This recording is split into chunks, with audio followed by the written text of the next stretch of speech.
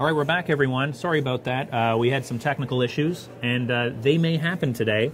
We're doing our best in a new suite here that we're broadcasting out of. So if you lose a signal, please go to GrandSlamCurling.com, and we will do our best to make sure that we get back on the air. And again, you can refresh your page if you lose it. But hopefully, for the 250 plus of you watching right now, we will be able to stick with you through the entire broadcast.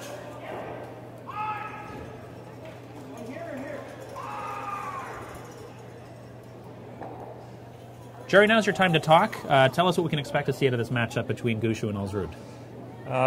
Gushue's team's a bit of a wild card. You can see them step up and play very well against many of the top teams in the world, and then you see them a little inconsistent, sometimes losing to teams that you wouldn't expect him to lose to. So the squad's been up and down this season, but playing very well as of late, and if I had to pick in this game, I'd probably pick Gushue to take it in the end.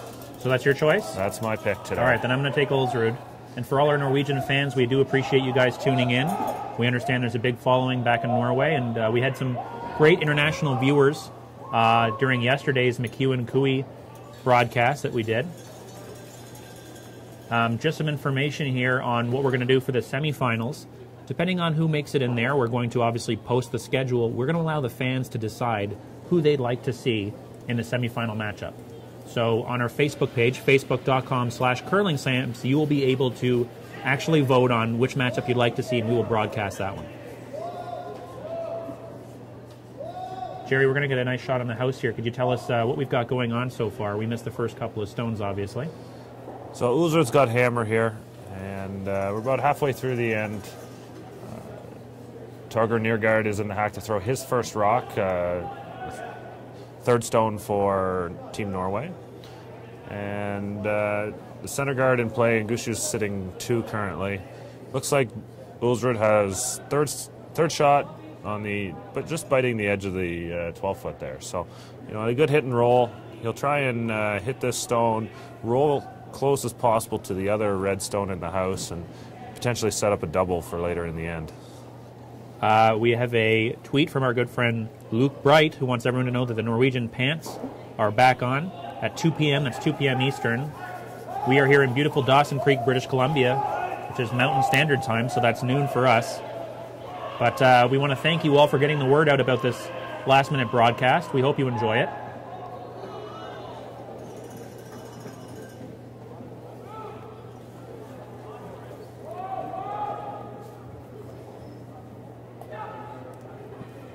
And we hope that 290 of you right now are enjoying it. We're going to do our best to continue to provide a top-quality broadcast. In fact, we're going to have some special guests. Jerry, tell us about our special guest from yesterday. We had Pierre Charette, curling legend, in the building in the broadcast booth last night. And today we'll have the coaches from each team in for an end, which is great to get insights into the teams. We're working on getting the coaches up here, folks, so stay tuned. If you have questions for them, again, go to Twitter and use the hashtag GSOC, and we'll do our best to ask them if and when they join us.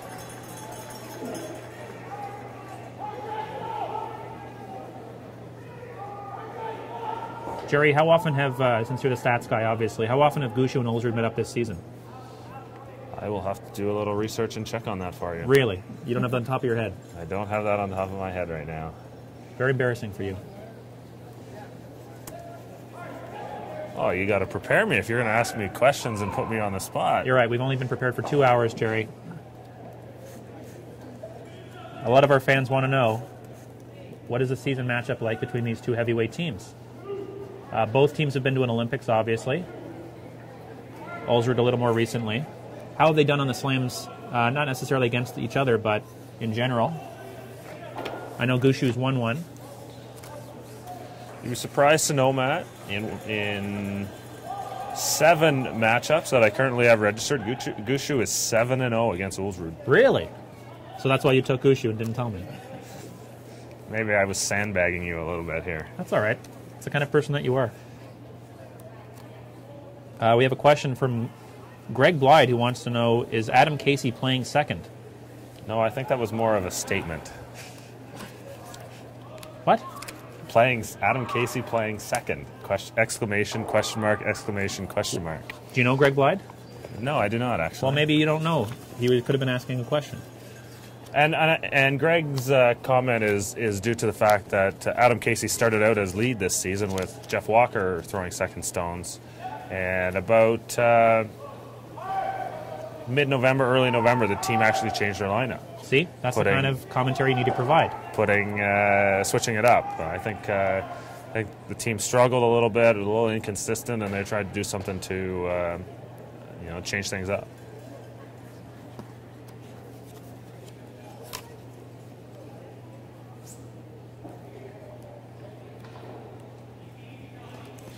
So just some background information on the teams. Thomas Ulsrud this season has a 30-20 record coming into the Pomeroy Inns and Suites National. And Gushu's team, 39 wins, 22 losses on the season. Is that right? You're cheating, Jerry. You're looking at a program. I thought you would know this sort of stuff. Yesterday you were pulling off some fantastic stats during the McEwen Cooey game, which we will try to get up on the archives on GrandSlamCurling.com for those of you who missed it. It's worth it to watch just for Pierre Charette's poutine knowledge, which was phenomenal. A lot of people tweeting in with poutine questions, and Pierre seems to be a poutine expert. So here in this first end, Ulsrud's trying to figure out what to do here. A couple misses by the team in this end is left the house a little bit of a red mess, and Ulsrud's going to try and make a little hit and roll here to maybe hide a rock and maybe try and get his deuce. Nicole Jackson tweeting in a couple of questions about some of the camera angles. Nicole, we are doing our best. We are located in a suite here above the rink at the beautiful Encana Event Center, and a little limited by some of the technology we have with us today, but we hope that you are enjoying the broadcast, and we'll do our best to get some decent wide shots of the house so you can see how the game is unfolding.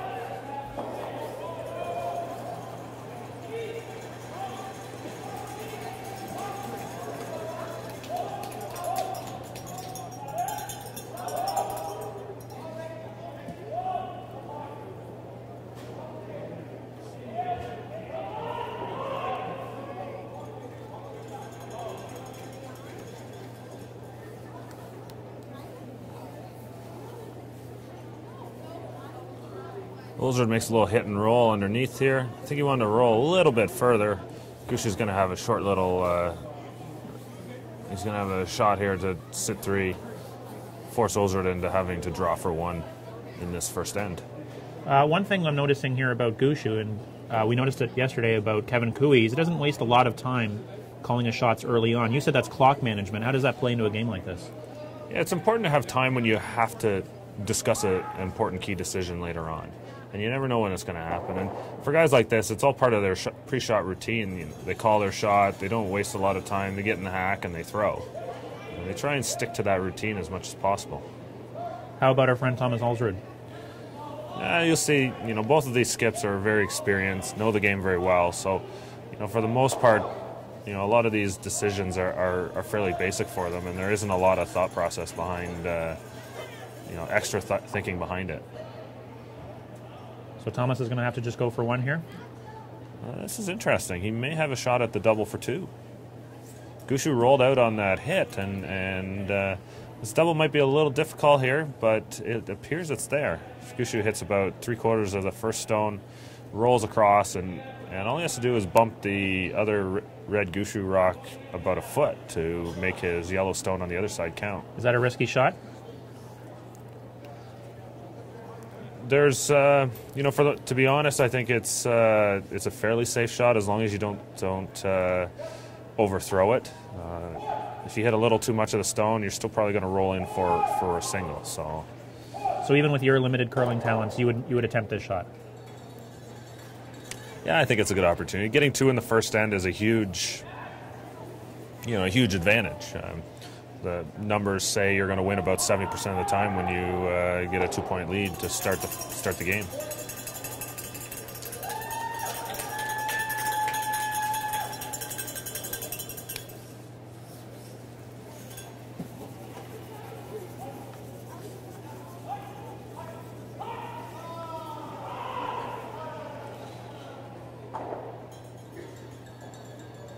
Just over curled a little bit too much.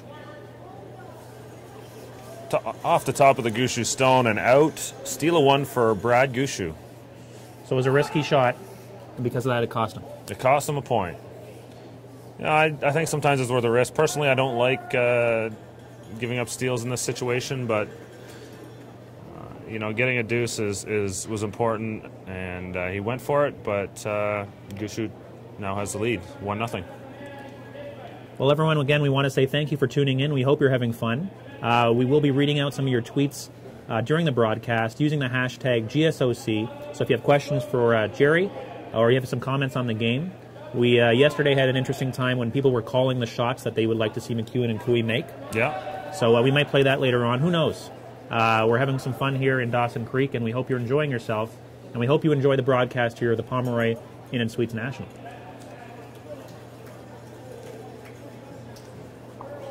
So we'll start off the second end here. Gushue's asking for the first stone to go top 4. Ryan Fry, number 7, with his back to us, and Adam Casey, the other sweeper, on Jeff Walker's first shot.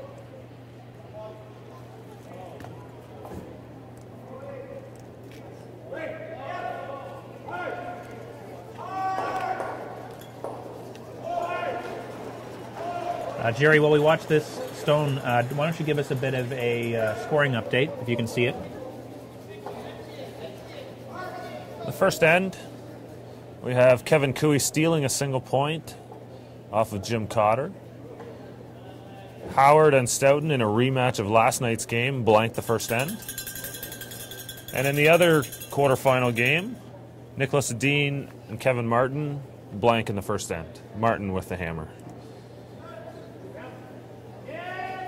Is this a big surprise that Jim Cotter has gotten to the quarterfinals in this event? I wouldn't call it a surprise at all. Jim's highly regarded as a player, and they've actually been a bit snake-bitten this year. This is their first time they've qualified this season in the Slams, and I believe they missed the playoffs last year as well, switching lineups and with an injury to one of their players who missed all of last season. They're a team that very well liked on tour, and everyone that I've talked to is very happy for Jimmy, and it's great to see them finally have some success. Well, Pierre had some wonderful things to say about Team Cotter, and Pierre was our special guest yesterday. We will be having some special guests today, hopefully. We're going to try to get one or both of the coaches from the teams you're watching right now, Team Ulsrud and Team Gushue.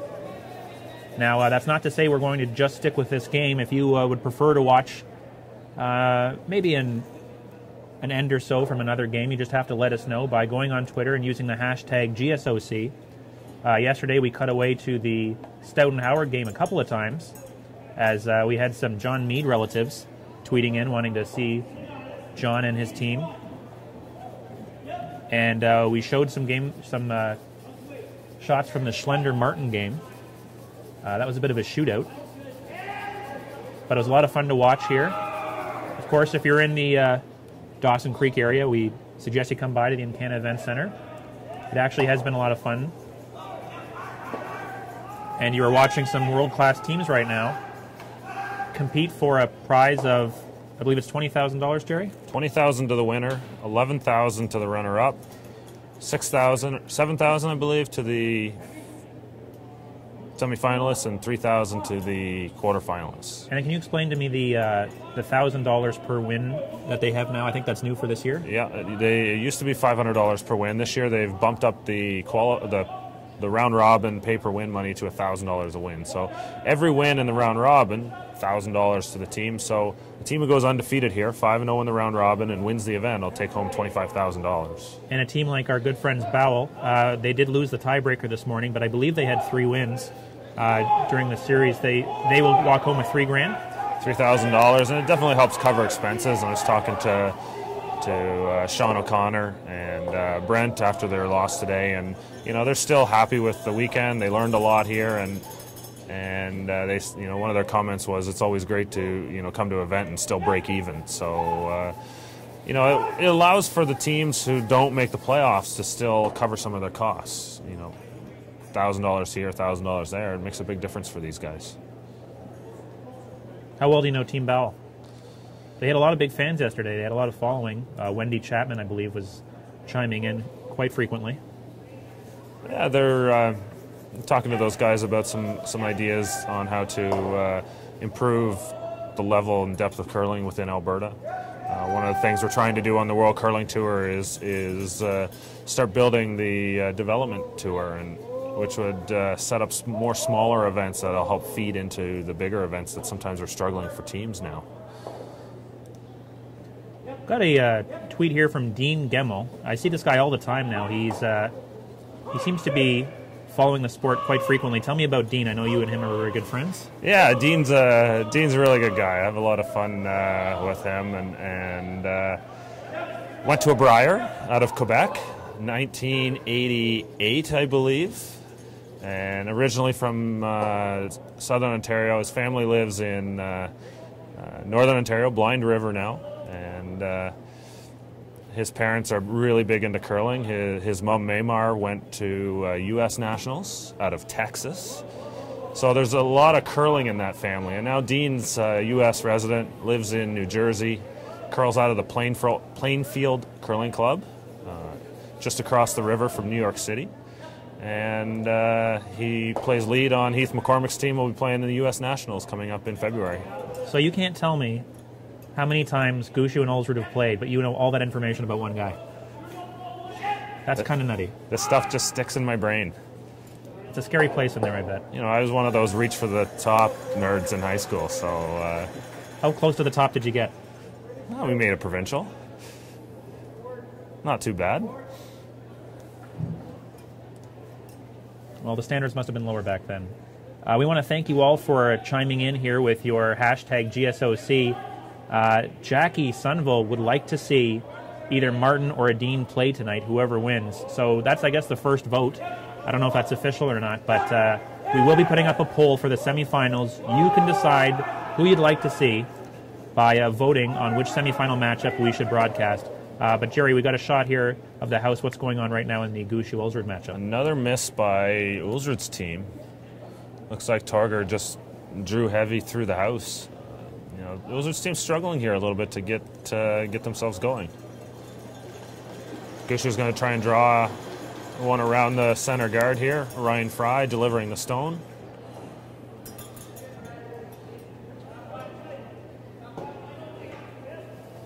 We want to thank you to everyone who's watching. We've hit 450 viewers, so we've almost doubled what we had yesterday. Our cameraman, super video producer, technical director, Jesse Walker, is thoroughly excited that we're reaching such a large number of curling fans. I need to send out some more kudos to Jesse for this great Far From Home series that he's developed for the Grand Slams. I don't know if anybody tuned in prior to the show, and it was playing on the loop, the Team Schlender Far From Home visit, where the team went to the Looney Curling Club in Kingston, a one-sheet club.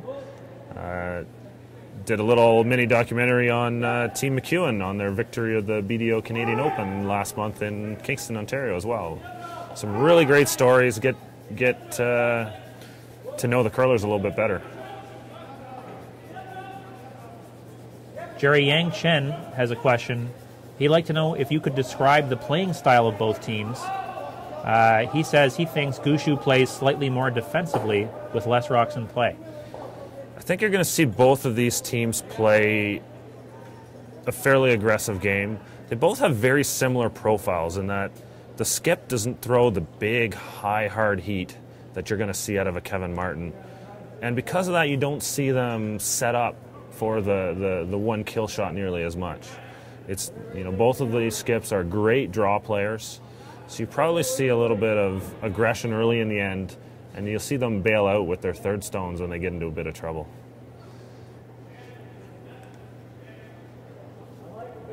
Gushue now, what's Gushue going to try to do here, Jerry Gertz? He's going to play a little run back here.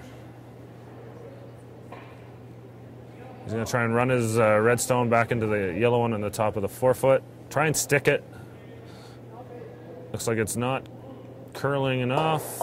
Makes connection. That's a positive result. Forces Ulsrud into likely a single point here. It's looking at hitting and rolling underneath this tight corner guard. TJP says they like the wider camera angles so they can see everything, and also says go Team Cotter. So I guess if Mr. Cotter makes it to the semis, we've got a vote on his side. More votes coming in from Martin Nadine. Now, it's not really official until we get it up on the Facebook page, but when we do, you will be allowed to vote on which semifinal matchup we'll be broadcasting here at 6 p.m. Mountain Standard Time. I believe that's 8 on the East Coast, although my math has been off this entire tournament. And you can watch all of that on GrandSlamOfCurling.com with expert commentary from one Jerry Gertz. And Jerry, how many curling websites do you run now? I know it's in the hundreds.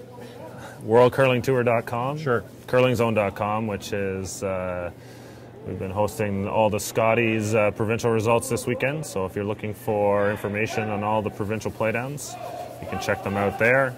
Ontario Curling Tour, and I also do some work with the Manitoba Curling Tour as well.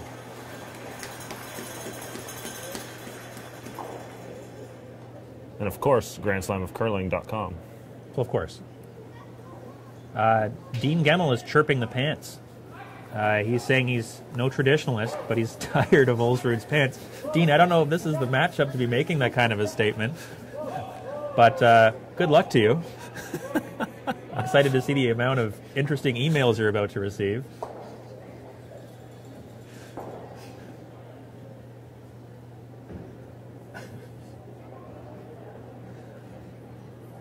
Yeah, Dean also wants to clarify his age, too. I did get the year right that he went to the Brier, and he said, just so people don't think I'm really old, I was 20 at the time.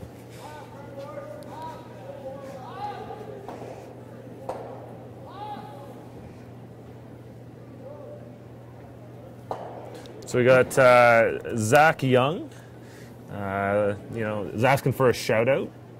2011 Newfoundland Canada Winter Games curler. Welcome to the broadcast, Zach. Jerry, you have a job to do. Call a game here. What's going on? Ulsrud attempted to hit and roll underneath the corner guard, and Gushu's just going to remove this stone and sit 2 in the house. Looks like it's not curling very well here. We're not quite behind the sheet, so...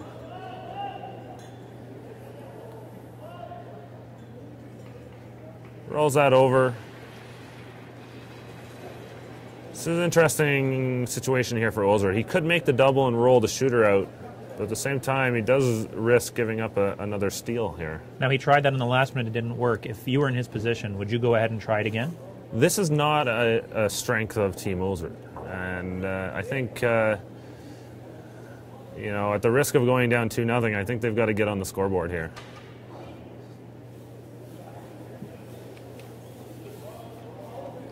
It's definitely a very makeable shot. It's just a matter of, missing here is not good.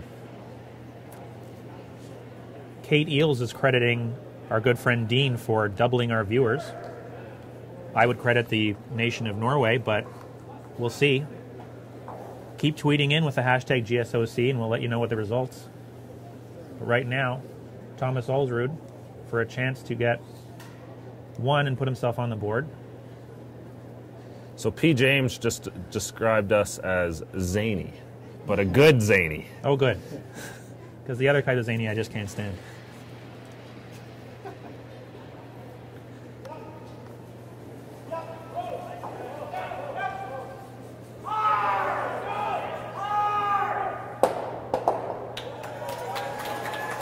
And Ulsrud just misses the double, rolls the shooter out, but Gushu leaves 1 in the rings and steals another point.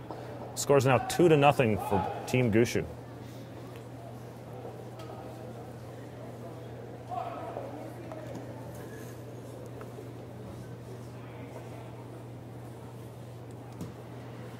Well, again, we want to thank you all for joining us. 2-0 for Gushu over Ulsrud.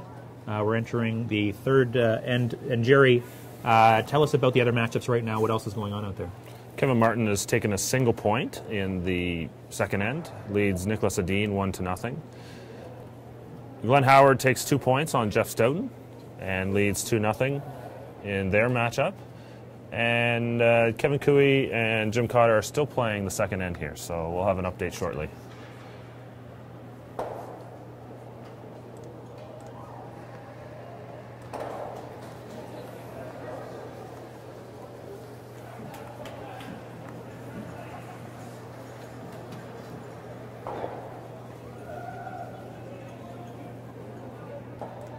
Dean Gemmell continues his chirping, letting us know that the pants have jumped the shark. Dean, I'm a big fan of your podcast, but I don't know if this is going to help with the several 100,000 followers they have on their Facebook page. Might not go over so well. I think it was up to 500,000 at one point. 800,000. Jesse just passes on to me. That is insane. And Jim Cotter scores 2 in the second end against Kevin Cooey and now has a 2-1 lead in the Air quarterfinal matchup. Our cameraman, video technical director, Jesse Wachter, slightly distracted by the big screen here at the Encana Event Center, as it is now broadcasting his wonderful camera work, and we thank you all for tuning in. Bit of a makeshift operation we have going on here. But to make up for it, we are reading your tweets live during the broadcast. We are interacting with you guys. We may ask you later on to call some of the shots, which was fun, and enjoyed it during the Cooey McEwen broadcast we did yesterday. And we're going to have some special guests, or we're going to attempt to bring up the coaches for both teams. So just a shout out to Tony D'Orazio, creator of Norway Curling Pants Facebook page. And the pants are made by Loudmouth Golf, a company out of California. And the story's quite interesting. You should check out the Facebook page.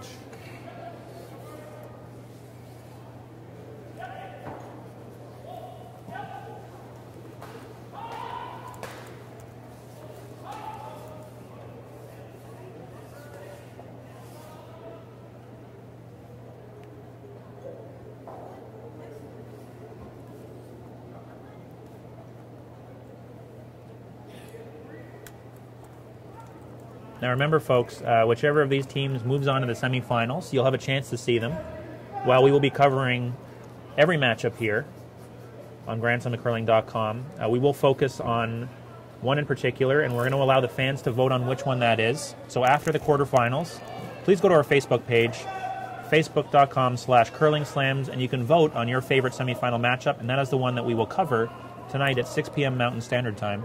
Jerry, do you have a favorite? A favorite game? A favorite team? It's like you're not even paying attention to me. Yeah, there are times. I kind of tune you out. You know, out of all these teams out here, you know, I'm a big fan of Niklas Edin, the amount of work that they put in. Jim Cotter, of course. And, you know, it's always great to watch, these top teams play. It's one of the things that I hear the comment about Grand Slams on TV is that you always see the same teams, but the viewers always tune in to watch Martin and Howard, and you're always guaranteed a great game with lots of great shot making and exciting tension that is what we always want to see.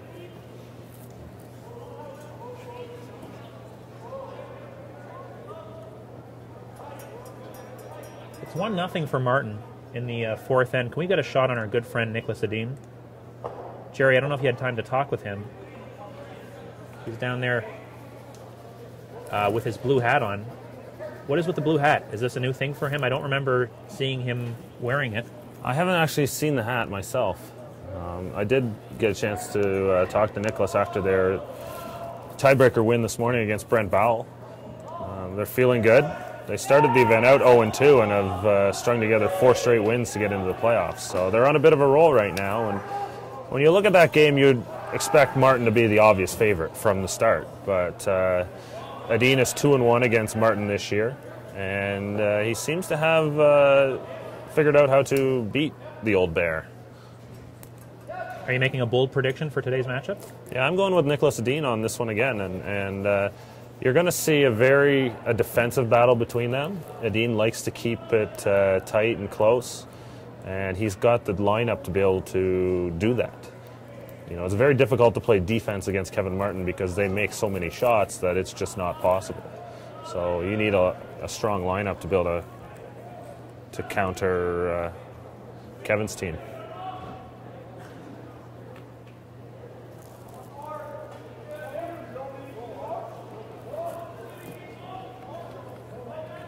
Tell me a bit about Team Ulsrud. I'm sure you've had enough conversations with them. Is this a lineup that's going to stick together until Sochi? Yeah, I believe so. Norway has a selection process for their teams. Coach Ole Ingvoldsen is in charge of putting together the team that goes to Worlds, that goes to European Championships. And Ulsrud's team is the anointed team right now. You know, they were held back earlier in their careers due to Paul Trulsen being, you know, one of the top teams in Norway, and Ulsrud was winning national championships, and Trulsen was the team going to the Worlds and representing Norway for a lot of the time. So now Ulsrud has graduated to that position, and they're the #1 team in Norway, and their experience in playing the Slams shows that they're definitely one of the world's best teams. All right, Jerry, Gushu's taking some time here. What's going on down there?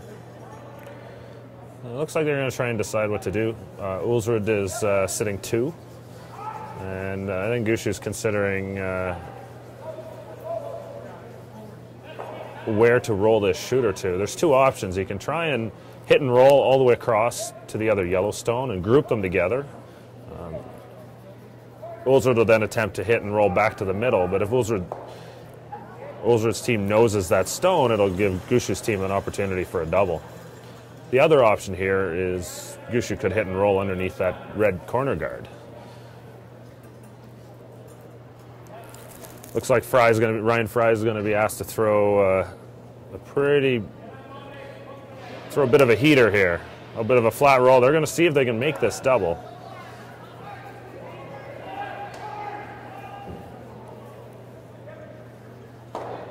Just over curled a little bit. Nose hit. Not what he wanted to do? No, not ideal.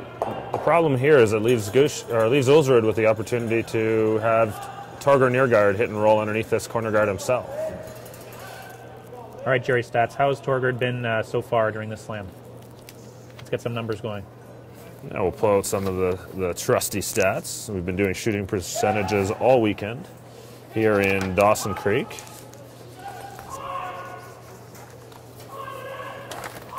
Take your time. Our top third this week has been Jonathan Mead from Team Stoughton. Sebastian Kroup sitting in the 2nd spot. Torger Nørgaard is closer to the bottom, shooting 77% this weekend. 13th overall in the field. Our good friend Anthony Durazio wants to know his belief that Ulsrud is now a full-time curler. Has his game? He believes his game is more aggressive. He wants to get your opinion on that, Jerry. I haven't seen them play live a lot this season. I watched a little bit during the European Championships, which they went on to win in Moscow, Russia. And Continental Cup, the Ulsrud's team played very well as well, helping lead the world to a victory there. So Pierre Charette talked about Ulsrud earlier this week, and he actually made Ulsrud one of his picks. So it's all paying off. As for the aggression factor, you know, it's something that this team's going to have to do to be able to beat a team like Martin. Is they're going to have to work on their rock placement and perfect that. Great shot by Ryan Fry there, hit and roll, frozen to the Ulsrud stone on the side. It seems to have stumped Ulsrud here. What are they discussing? Well, they're speaking in Norwegian, so I don't really know. Well, we have to get their coach up here to translate. We should have some special guests joining us. Hopefully the coach for both teams may be up here, but why don't you give us your best estimation there, Jerry? It appears that the shot that Gushu just made may have moved the yellow stone just enough that they can't sit 2 by removing the red one. The problem with this shot is that if Ulsrud rolls at all towards the outside, the red stone in the back of the rings is going to outcount the rock he's going to throw now. So in this situation, I would almost recommend just ignoring those two stones over there and using this corner guard on the other side of the sheet. Does that look like what he's going to do? Looks like he's going to try and make a play on those two stones over there. You know, this is just a matter of having a little bit more patience, and in this situation, Ulsrud's going to have a hard time making those two stones count. Even if he makes a great shot here, Gushu's going to have the opportunity to come down and just tap him back and take both of them away.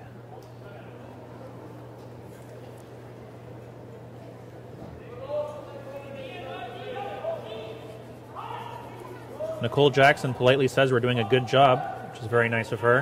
And to look at the numbers of those watching, we've passed 550. We were in a bit of a competition against the Alberta Scotties yesterday. Received a little bit of chirping from their fans. Although, Jerry, we do support all curling here at the GSOC, as you well know. But we are very happy to have you all tuning in. And again, we're going to allow you to control this broadcast. We will shoot away occasionally to some other wonderful matchups. And then, of course, for the semifinals, you will have the opportunity to tell us which matchup you'd like to see. There's some great teams still remaining here, so either way, it's going to be a lot of fun. So Ulsrud's attempted shot did not play out exactly the way they would have liked it to. It did not curl enough, and kind of rolled off the Gushu stone. So Gushu's going to come down here and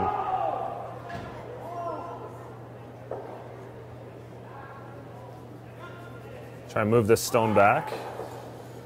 Looks like he's throwing hack to board weight here. He's going to try and cross the face and punch it through the back.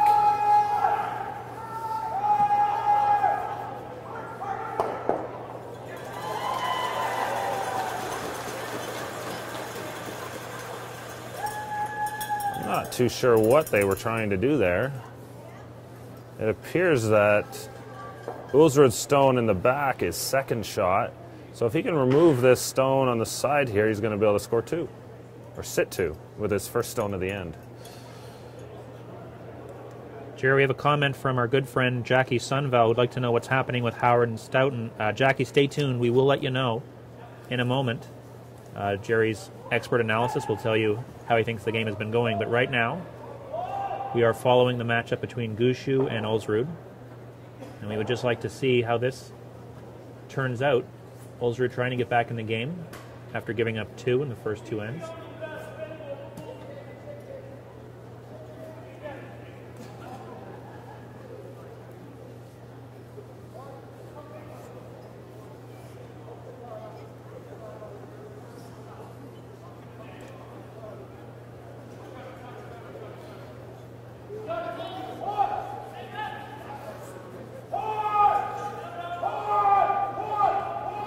Ulsrud throwing hack weight or so, attempting to tap back the Gushu stone on the side of the 12-foot. Making this shot should leave him sitting two rocks in the rings.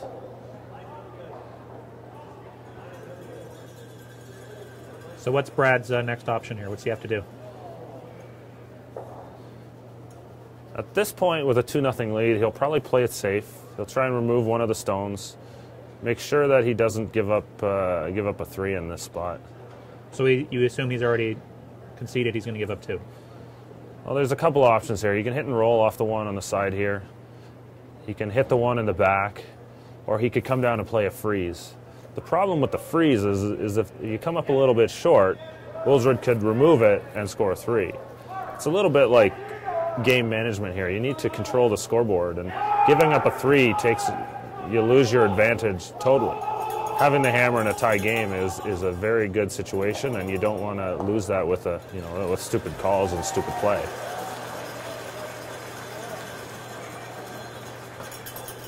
Well, Jerry, why don't we give our good friend Jackie an update now on Howard Stoughton as well as some of the other matchups?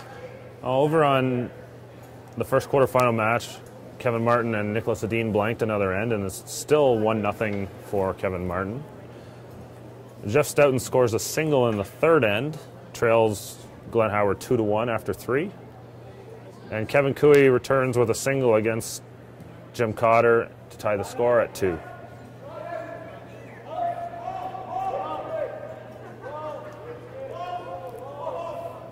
We hope you guys are enjoying this, watching on GrandSlamOfCurling.com or wherever you may be seeing this. But if you'd like to see another matchup, we will shoot away to meet your demands. Just let us know who you'd like to see.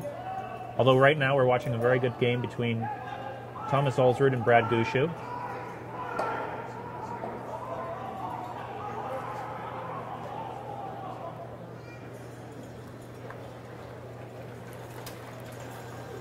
Gushue makes a little hit and roll off the Ulsrud stone on the outside to sit in front of the other Ulsrud stone. Jerry, with one more rock to throw here, does Thomas have a chance of getting 2? Yeah, he's got a little shot here. He's going to have to maneuver past his stone in the back. He's going to have to throw some down weight and try and keep his shooter in the rings. It's going to take a little bit of touch, but these are the kinds of shots that we expect Thomas Ulsrud to make.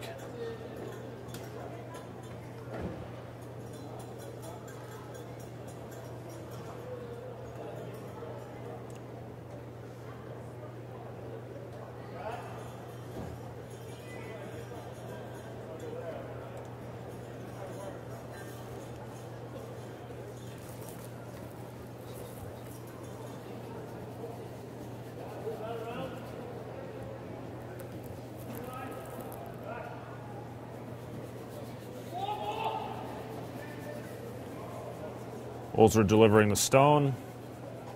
Christopher Sva.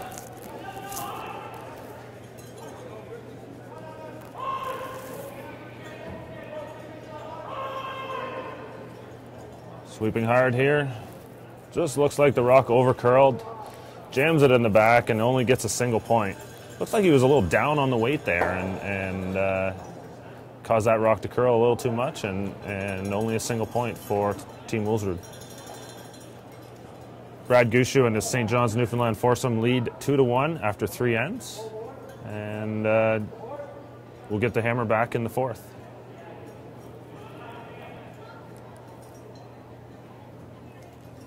Well, thank you all again for tuning in. Right now we've almost broken 600 viewers, which is nice for this short notice live streaming. My name is Matt Kelly. I'm here with Jerry Gertz. And again, if you'd like to ask Jerry some questions or you'd like to comment on the game, just use the hashtag GSOC.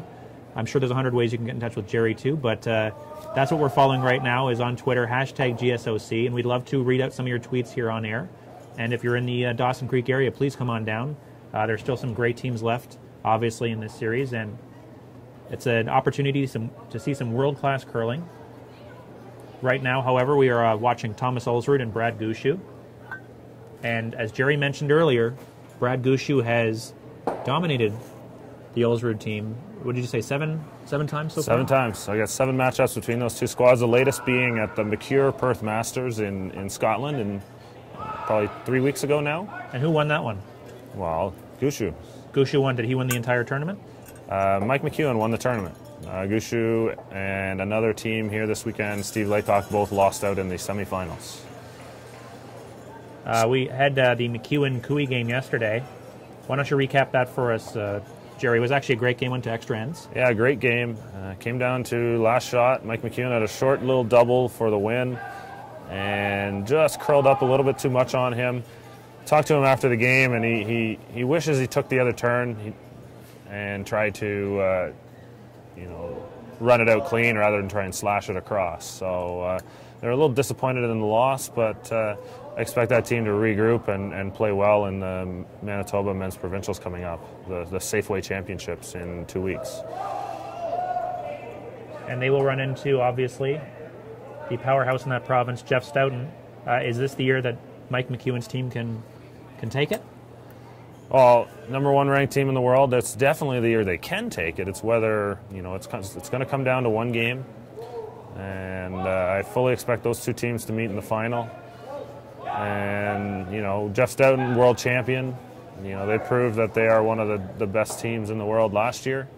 And it's hard to predict, but McEwen's team will get out of Manitoba one of these days, and when they get to the Brier, they'll definitely be one of the favorites at the event as well.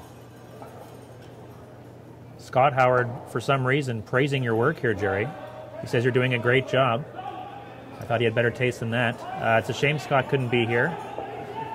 There are some fairly good teams who weren't able to come out to this event. How did provincials play into that factor?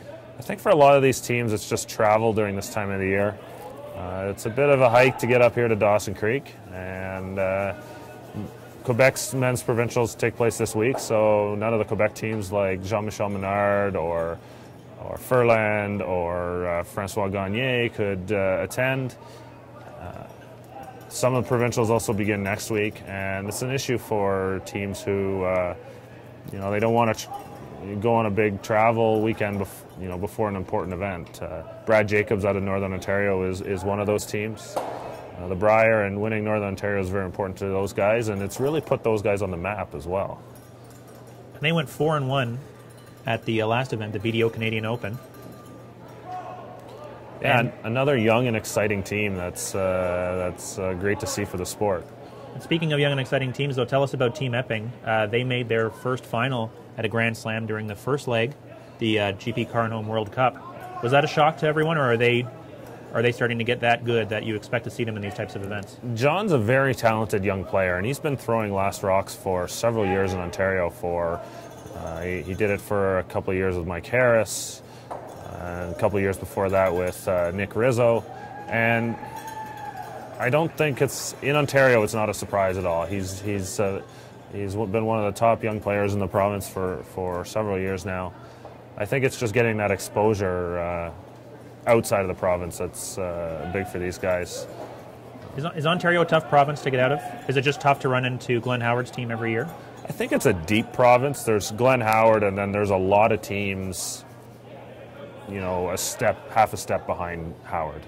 At this point, Howard's team is definitely the class of Ontario, but there's several teams out there that I expect that could beat Glenn on any given day.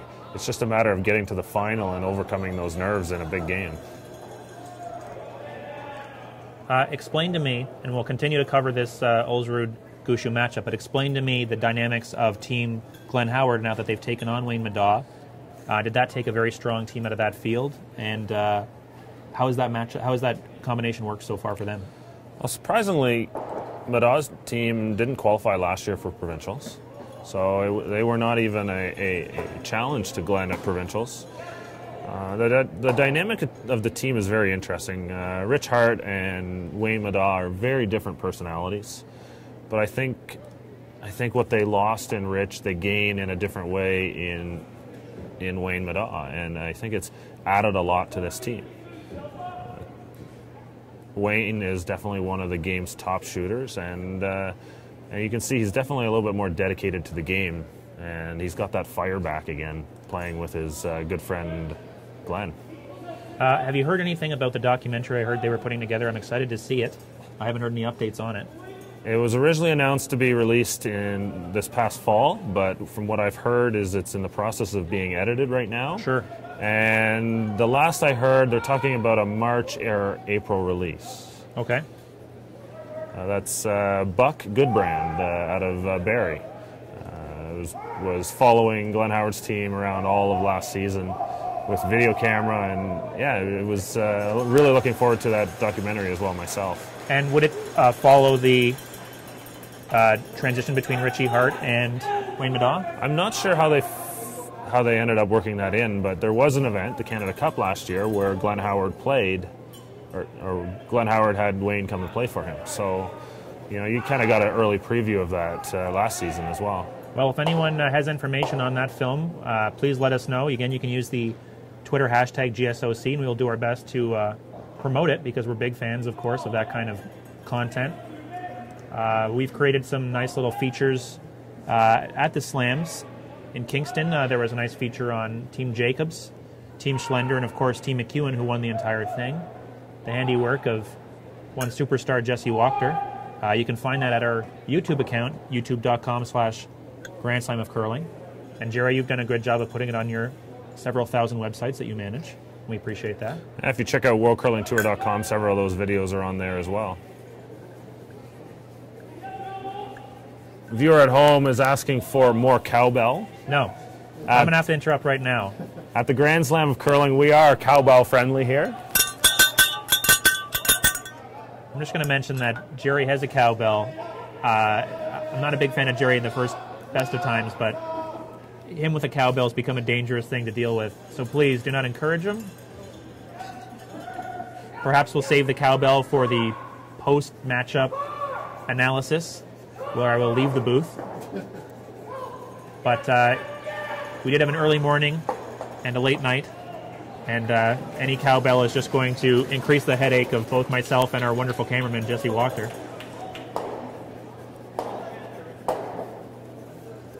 We've got quite a collection of stones around the forefoot here. Ulsrud has 2 of his stones in the top of the button and top of the forefoot there, angled very nicely that they would jam onto the Gushue stone on the back of the button.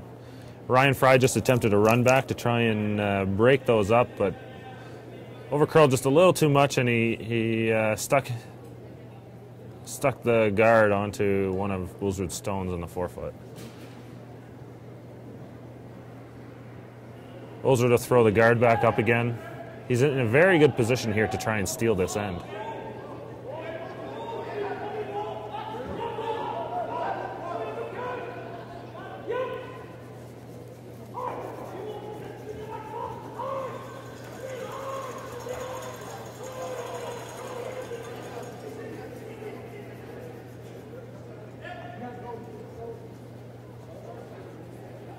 Jerry, taking a look at the house right now, what are Brad and Ryan going to do? What are they talking about? It looks like that guard did not curl up quite enough. And Brad's going to have an opportunity to pick out one of these 2 stones. I think if they come down with kind of a downweight hit, they'll be able to remove one of those stones out of play. Looks like we got the whole team in here. How has Ryan Fry's percentage been? Is he going to be able to make the shot he's going to call right here? Ryan's been near the middle of the pack for thirds this weekend. I think this is one of the question marks about Team Gushue this year with Mark Nichols leaving the squad. How would they respond with Ryan moving from second to third and the new front end of Jeff Walker and Adam Casey added to the lineup? I think on tour the results have been a bit mixed, but you still see Gushue being very competitive, and I think in time the switch will work out very well for the team. Have you been following along Mr. Nichols? What's he up to? Mark got married last summer to his beautiful fiancée at the time, Colette Nichols, who also is a curler. Curls with Mark's sister. And he's been kind of taking it easy and doing the things that these guys sacrifice when they're curling. Spending time at home, spending time with family, putting some work hours in and making a few bucks.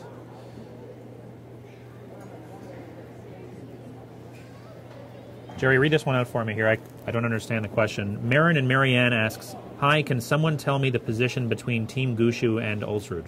I was a little unclear on that question as well. So, Marin, if you can respond back and kind of ask us and clarify the question a little bit better, we can definitely help you out.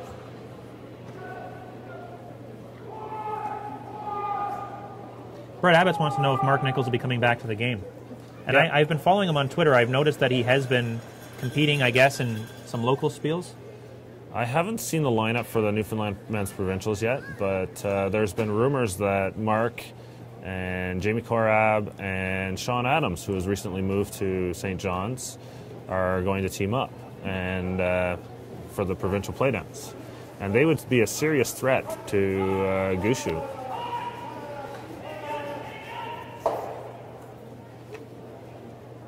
Are there many serious threats to Gushue right now in his home province? In reality, they're the only team who really travels, and it's on any given day I think he can be beaten, but they're definitely the top team in the province right now. Nicole Jackson is asking for a score update. Nicole, we will get to it in a second here. We are on skip stones. Brad Gushue is about to throw, and once we finish this end, we will update you. You can actually see there 2-0 Martin over Nicholas Edin.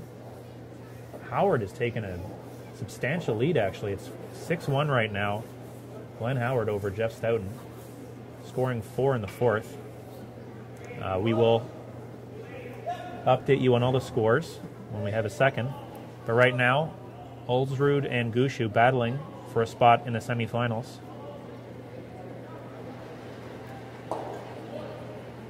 It's 2-1 Gushue. And Jerry, what are we looking at here?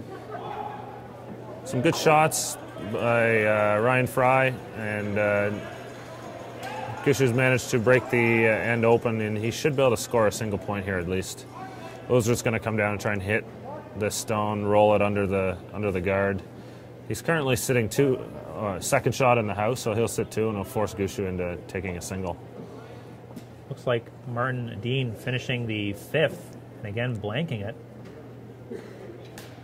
So with 3 to go, it's still 2-0 Martin.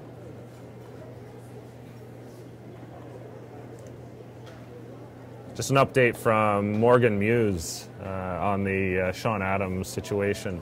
Apparently he won a trip to the Super Bowl this year, so he will not be competing in the Newfoundland Playdowns. Wow. Would you give that up? Oh, that's a tough choice.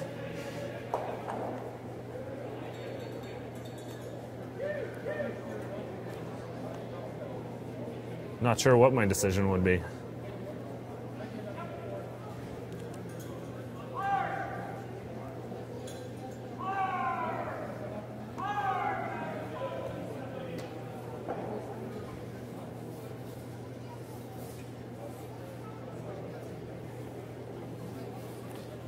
So Ulsrud made the hit. Gushue's in the act to return favor here. Last rock of the fourth end.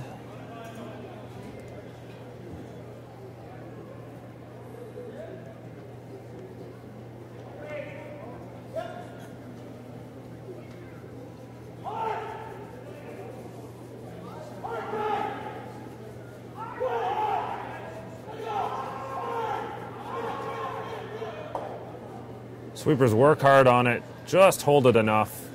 Gushue gets a single and now leads 3-1 at the halfway point in this game. All right, Jerry, take us through the scoring update here. We're going to ask our cameraman Jesse to get a quick shot of some of the scoreboards, starting with Martin and Edin.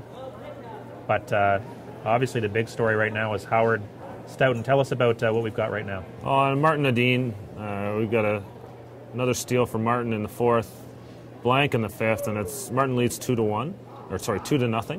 You got to be able to read here. That's all right. Take your time. We flip over to Stoughton and Martin. Stoughton and Howard. Howard scores 4 in the fourth end and has a commanding 6-1 lead over the world champion Jeff Stoughton. Is there a chance that Stoughton can get back in this, or does he need something substantial right now? In reality, that game's over. A team like Howard, you're not going to see them lose a lead, that big of a lead. And at this point, they've got the house split, and it appears that Stoughton may be able to get 2 back here, but that's still going to leave them down 3 without Hammer. Let's get a shot of the house down there, just so we can show our viewers at home. We know we have a lot of Stoughton Howard fans. And Wayne Middaugh is now throwing. This will be his first stone of the end. We will get back to the Gushue-Ulsrud game in just a second. Very nice shot by Middaugh. Rolls the shooter all the way across in front of the other Stoughton stone. That's almost as good as making the double right there. And this is something that, young kids at home, it's in this situation, you don't have to make the double. It's about placing the rocks closer together and giving yourselves easier opportunities later in the end. We will get back to that game. Jerry, final update on Cotter Cooey. Kevin Cooey steals a single in the fourth end and now leads 3-2 over British Columbia's Jim Cotter. We are covering Ulsrud Gushue. And right now, Gushue has a 3-1 lead in the fifth. So we've got Jeff Walker delivering the stone here. Jeff is actually a local native from nearby Beaver Lodge, Alberta. Recruited by Gushue to move to Newfoundland and join his team this offseason. Jeff finished third in the Alberta Provincials last year, skipping his own team. So he's a very strong player himself, former World Junior champion with Charlie Thomas. Jerry, got two quick questions here. First is from Tessa Memi, and I hope I'm pronouncing that right. What time are the semis? Tessa, that is 6 p.m. Mountain Standard Time. I believe that would be 8 Eastern. But if you're in the Dawson Creek area, get down here for 6. It should be a lot of fun. And Phoebe Raven says she's a newcomer to curling. She wants to know the story behind the numbers on the backs of Team Ulsrud. And apparently she's given up gladiator violence to watch this matchup here, which is interesting. Maybe you want to clarify that, Phoebe. Regardless, after leaving gladiator violence, she wants to know about the numbers on the back of Team Ulsrud. I don't actually know the significance of Ulsrud's numbers specifically. Sure. But a lot of teams, and it was a request from the title sponsor, Capital One, and the players have for the most part, all bought into this idea, and they're all numbered now. And I really like it. I think it gives the fans the opportunity to identify the players a little bit better. You know, when you're talking about so-and-so on the ice, you can point out a number rather than saying, you know, the guy with, you know, long hair, the guy with short hair, stuff like that. And, I think it adds a lot to the sport. And I think it's also allowed these teams to get a little creative with their uniforms, too. There's some really great-looking uniforms out there. Phoebe, as far as the Ulsrud numbers question that you asked, we are going to do our best to get their coach up in the booth here and replace Jerry, which is always fun for me. We had Pierre Charette during the McEwen-Cooey game last night, and he was fantastic. Lots of great information. But we're going to work on getting the coach for both Gushue and Ulsrud, and hopefully he can answer that question.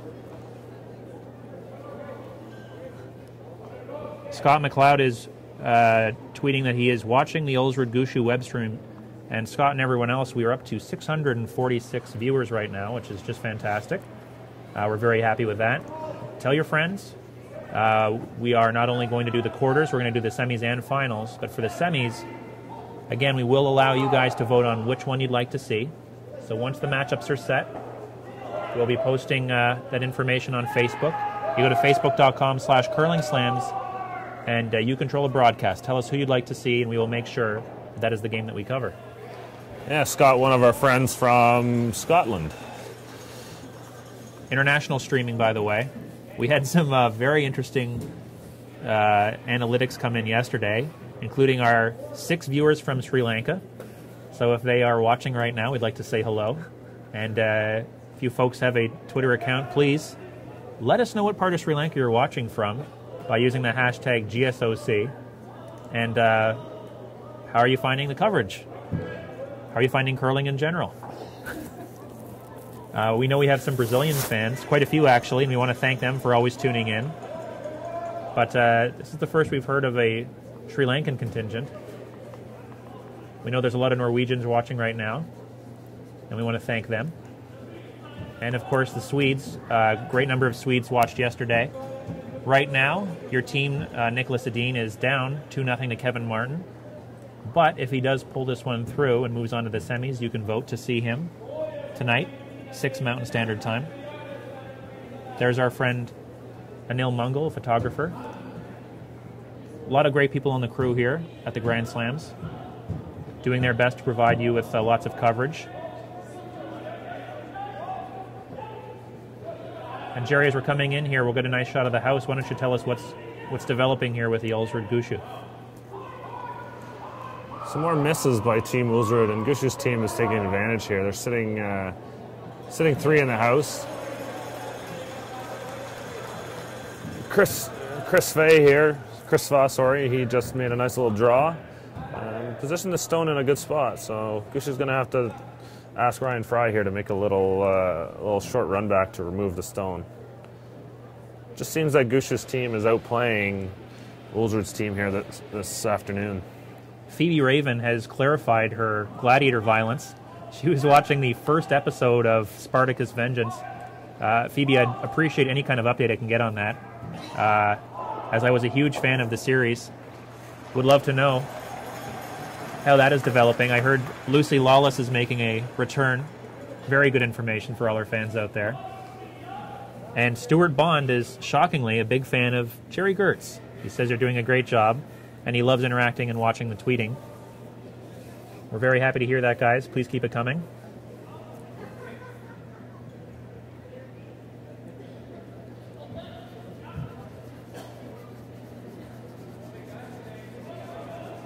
To our fans at home, we were talking numbers earlier. I guess you could put it out to the fans at home. What number would you wear and why on the back of your curling jersey? And to you people who don't like the numbers, tell us why.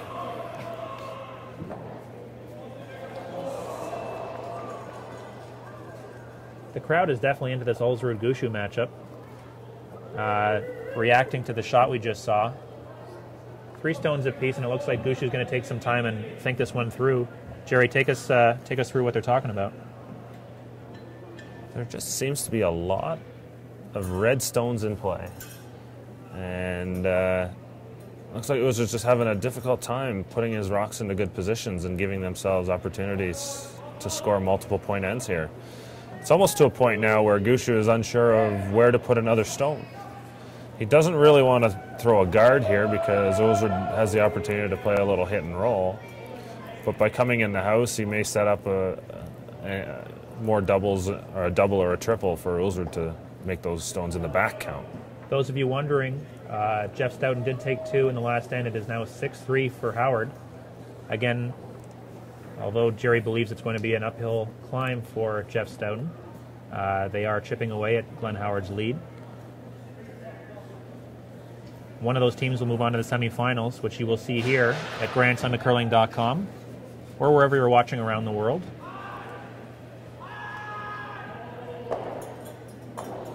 Ryan Fry now. Looks like he's being asked to throw a tight guard here.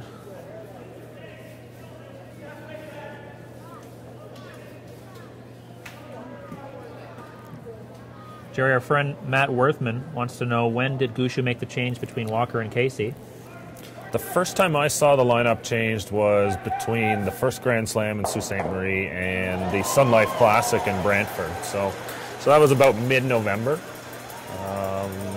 And I think it seems to have helped this team. They've played well since the change has been made. Crowd enthusiastically applauding a shot by Team Martin. Shout out to Logan Gray from Scotland. He says, I need to get a haircut.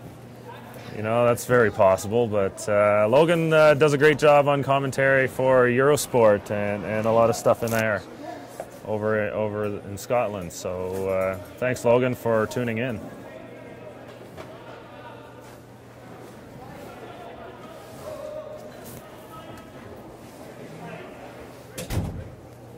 Well, as promised, and as part of our ever-evolving coverage here of this wonderful event, we are joined by our first coach, and we are kicking Jerry Gertz off the broadcast after that hair comment. So whoever made fun of Jerry Gertz's haircut, I appreciate it, because he's obviously gone now. We are joined by the coach of Team Gushue. And, he's already mic'd up. Jerry has enthusiastically been booted out of the broadcast. Hello, sir. How are you? Fine, thanks. How are you? Tell us your name and where you're from and what you're all about. My name is Baz Kavanagh. I'm the coach of the Gushue team from St. John's. In my real life, I'm a university professor who deals with performance enhancement. Really? Yes. And tell us how your boys are doing right now. I think they're playing very well, seem to be very confident, and we're glad we jumped on this team very early because we know they're a great team and they're never out of the game. Tell us about the makeup of Team Gushue this year. We've actually had a lot of questions, people writing in at our Twitter handle, our hashtag GSOC. They want to know what has been the change in the lineup so far this year and how have they reacted? Well, we've actually had a couple of changes. Mark Nichols, as you know, and Jamie Korab both decided to pack it in. They've been playing for a long time and were getting a little tiny bit tired. So Brad and Ryan decided to recruit some outstanding young players, and we have Adam Casey from Prince Edward Island. He's now actually studying at Dalhousie University in the engineering degree program. Sure. But has moved to St. John's this past summer to take part in our training. We train year-round. And as well, we've had Jeff Walker join us from Grand Prairie. And Jeff as well gave up his career in the insurance industry and came down and joined us this past summer and has been curling with us ever since. We started the year with Adam as lead and Jeff as second, and about halfway through we decided to change that around and see if we could get a little bit more momentum. So things so far have been going well. You know, we've got to the final a couple of times. We've made the quarterfinals fairly often, so we're quite happy with where we are for a new team, and we've been practicing very hard. I know practice is nothing new to Team Brad Gushue. Tell me, though, what are we looking at here? It looks like there's just way too many rocks in the rings here. As coach, if you're coaching Team Ulsrud, what would you suggest they do? Having a little bit of trouble seeing that. It's because of the pants. The pants, they mess with the camera. Yes, they do indeed. I'm just trying to look down on the ice, actually. Thomas has 2 stones to go. He's in a little bit of trouble here. And I think he has potential to lose a point here if he's not careful. I think he's just going to come right to the button and attempt to put ours down a little tiny bit and become shot here. If he can get around that guard, which is going to be a tough shot. Brad would be quite happy right now with the mess of that circle. If you fans have any questions, please get them in. We have the coach of Team Gushue here as they are battling it out with Thomas Ulsrud here at the Pomeroy Inn & Suites National. We're in the 5th end, 3-1 Gushue, and Thomas Ulsrud in a bit of a tight spot.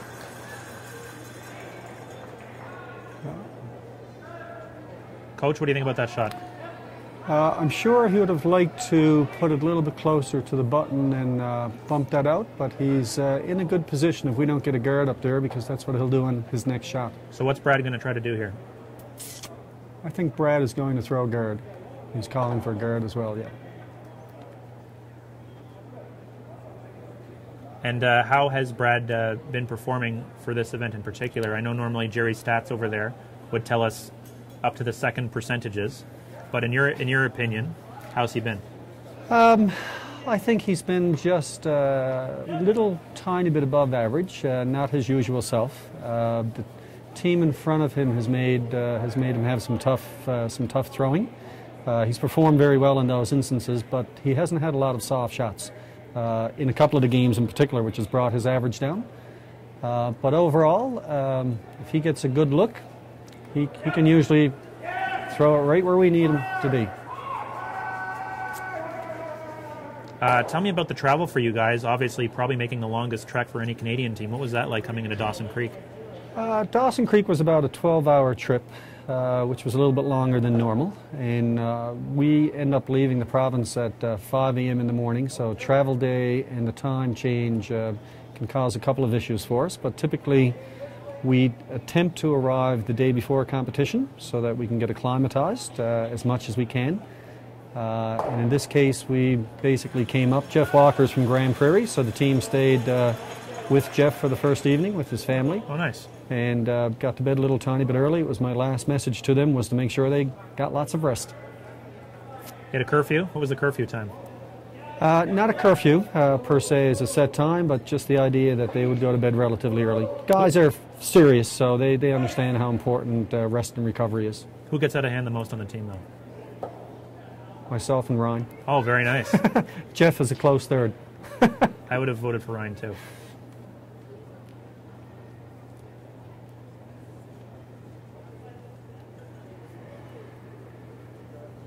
Brad is hoping to throw a guard here, not to let Thomas get into that circle. Thomas has had a tough time making his final shots here. Now, if Brad throws the guard the way he wants, what are you expecting Thomas to try and do? Thomas may try to, I'm just looking at that house down there now.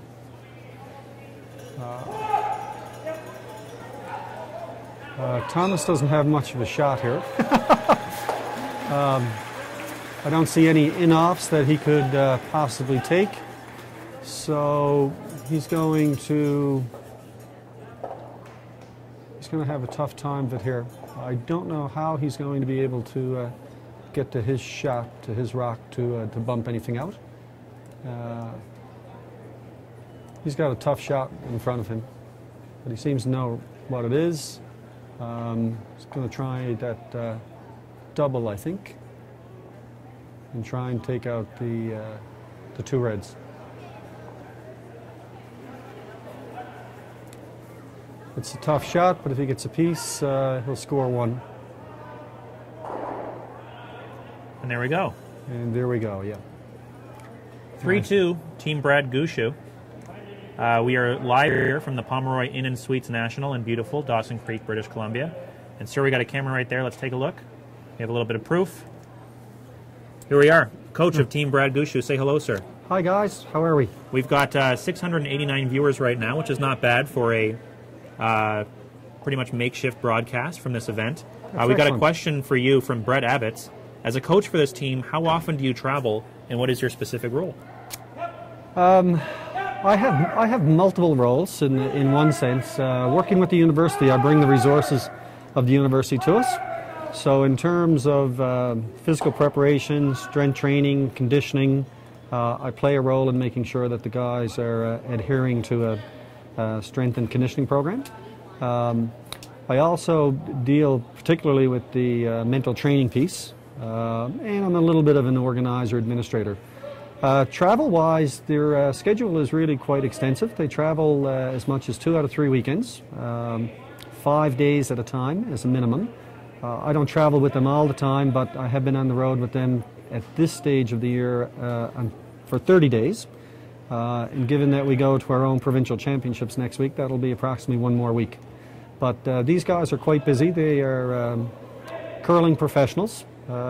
Some of them do try to accommodate their work schedules, but for the most part, curling comes first. Wow. And first of all, we want to just let our friends from Switzerland know. Martin Stuckey says hello, which is nice. We are international broadcasting here.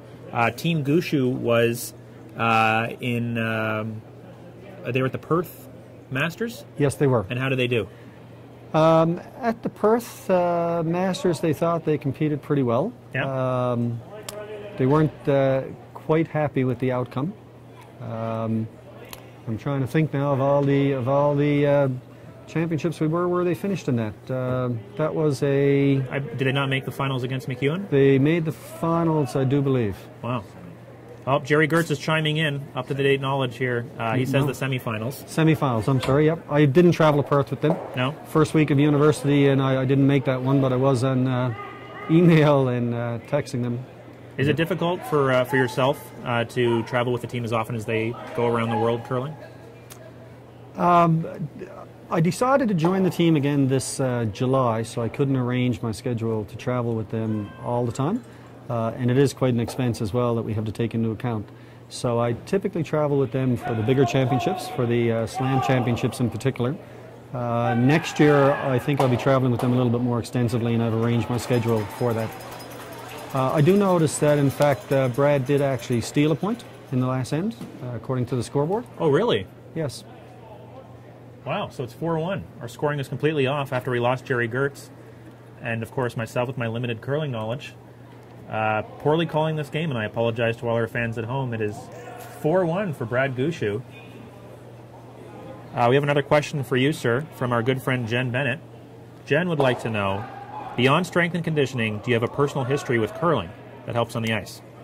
I joined the team originally when Brad was 18 years old. Oh, wow. I didn't curl at that time, and I still haven't curled, but I think I've acquired a great deal of technical knowledge. But the year that Brad lost the Canadian Junior Championship to John Morse, he approached me in my capacity as a sports psychologist at Memorial University of Newfoundland and a performance enhancement consultant. And I worked with Brad from that day forward until the time that he actually won the Olympics. Oh, wow. And how was that experience? That must have been amazing. That was amazing. I didn't go to the Olympics. I bowed out from the team the week before the Olympic trials, believe it or not. Wow. Due to other coaching commitments that were more important to me at the time. And additionally, I thought that the team was very well prepared, and they had me as a resource person.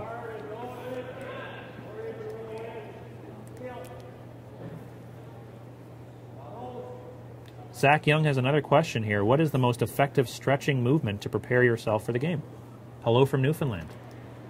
That's pretty interesting. We now work with an expert with regards to our warm-up, who's from Argentina, and he works with us at Memorial University and does some research. So we've now designed a warm-up and stretching program for the team, which we're actually using here on the ice for the first time this year. It basically involves 3 phases. The first phase is a physical warm-up in which we're doing a number of movement activities to get the muscles activated. The second phase of the warm-up is actually stretching, which is stretching which is more specific to their curling movements. So we'll just imitate the curling movements for that. And we do that in 6-second intervals, followed by a reactivation of the muscles. Then at that point we hit the ice for our warm-up, and if we warm up first and have to wait 7 or 8 minutes for the other team, we then make a effort to make sure that we reactivate all those muscles through quick moments of stretching and muscle reactivation, joint mobility in particular. Zach, I hope that answers your question. We're going to go quickly before we get back to Ulsrud Gushu. Glenn Howard has defeated Jeff Stoughton 8-3 in 6 ends. And here they are celebrating, having a good time. They'll go on to the semifinals. And of course, if you would like to see Glenn, or perhaps the winner of Gushu Ulsrud in the semifinals, you just have to go online and vote. Coach, we're going to be allowing the fans to actually vote on which team they would like to see compete in the semifinals, which is nice. Super. Yeah, so hopefully Brad gets there, and hopefully we can get a lot of Newfoundlanders voting on our Facebook page, facebook.com/curlingslams. You guys have slowly gotten into social media this year, I've noticed. Are you a fan of that yourself? Personally, I'm not. No. Sometimes I think it can be a little bit intrusive in our lives, and Sure. it's actually one of the things that we've had to deal with as a team, with people being on Facebook and texting within an hour and a half the game, when personally I would like them to be mentally and physically preparing.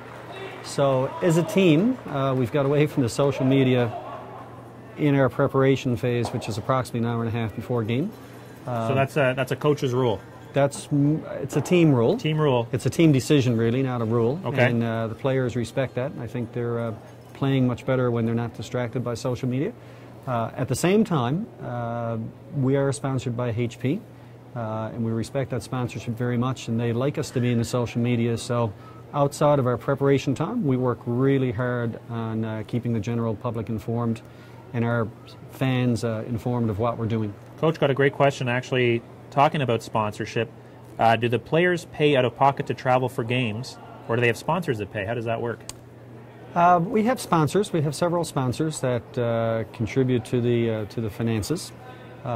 It's different this time around because initially when I worked with the Gushu team many years ago, when they were young, when they were 19 or 20, they often paid out of pocket to gain the experience that they needed.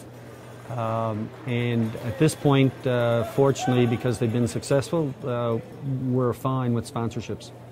HP in particular has been extremely generous to us this year. Is that just this year they've come on board? Yes, it is. Tell us about the game right now. It looks like it's pretty clear down there, and we're on Skip Stones. What are we expecting? I'm sure that they'll blank the end. They really can't afford not to, although maybe I'm wrong.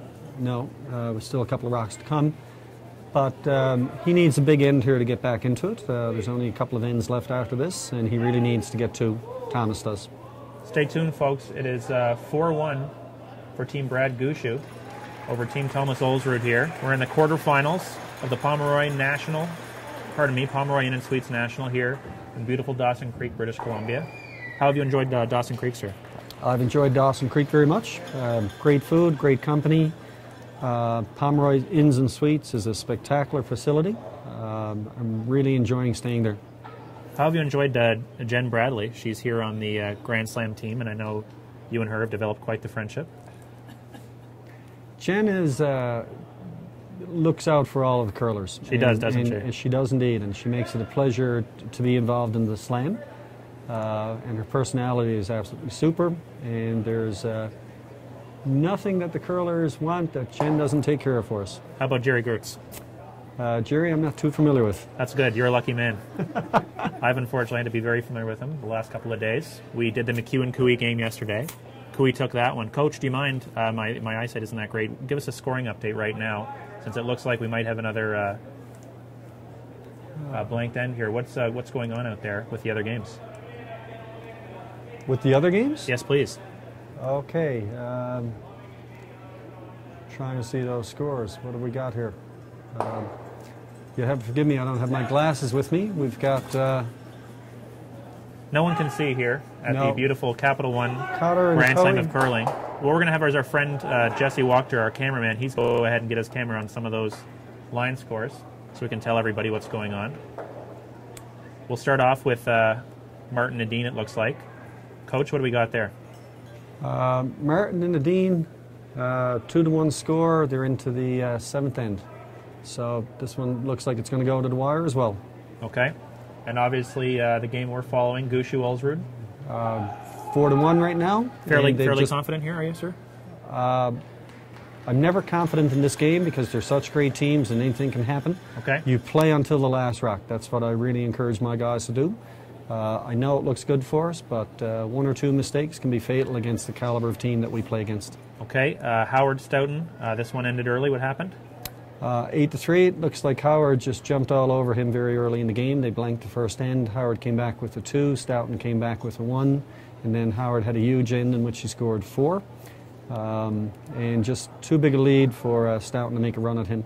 And we got a question on Twitter from our friend Anderson who asks us on the Cotter Cooey update. So 3-2? 3-2 for Cooey over Cotter, and they're into the 6th end right now. Just wrapping it up. And it looks like rock coming into the house now. Is that the last rocks? So it looks like we're going to have a 2 for Cotter, and he's going to jump to a 4-3 lead. Okay, Coach, I don't mean to do this to you because you're much more entertaining than Jerry Gertz, but I have to let you go. Not a problem. Unfortunately, we have to get some more information, and now you've got a game to finish off here. Okay, well, I was happy to have the opportunity to help you in the broadcast. Good luck with it, and thank you for your efforts. Right here, let's say hi to everybody. Tune in. If we make the semifinals, vote on Team Brad Gushue if you'd like to see them compete. And hopefully we'll get the coach back with us, depending on how we do today. Thank you, Coach. That would be super. Great. Thanks very much.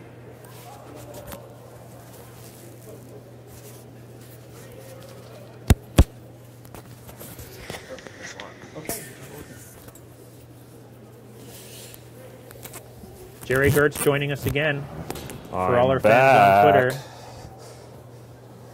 You know, that HP sponsorship story for Team Gushue is really great for the sport, and there's a bit of an interesting story on how that all came about. Is Brad, and I believe Brad and Ryan were flying out west to the Victoria Curling Classic, and they happened to be sitting on the airplane beside one of the marketing, the VP of marketing of HP. They started talking curling, and next thing you know, it turned into a title sponsorship for the team. So a great way to introduce a new sponsor into the sport. Jerry, give us an update here on the Gushue Ulsrud game. Folks, we've got 690 viewers right now. We want to thank you all who've been tuning in. And we know curling has always got some very faithful, loyal fans. But we are broadcasting the Ulsrud-Gushue matchup. Jerry, what are we looking at here? Score's currently 4-1. Gushue threw the first rock in. Ulsrud's throwing a corner guard. He's going to need to try and generate some offense. Gushue's going to throw another stone in the house here and try and take the opportunity away. At this point, Gushue's going to be on playing defensively, trying to run Ulsrud out of stones, and Ulsrud's going to put the pedal on the gas and try and take some chances here. Is that a strength of Gushue's?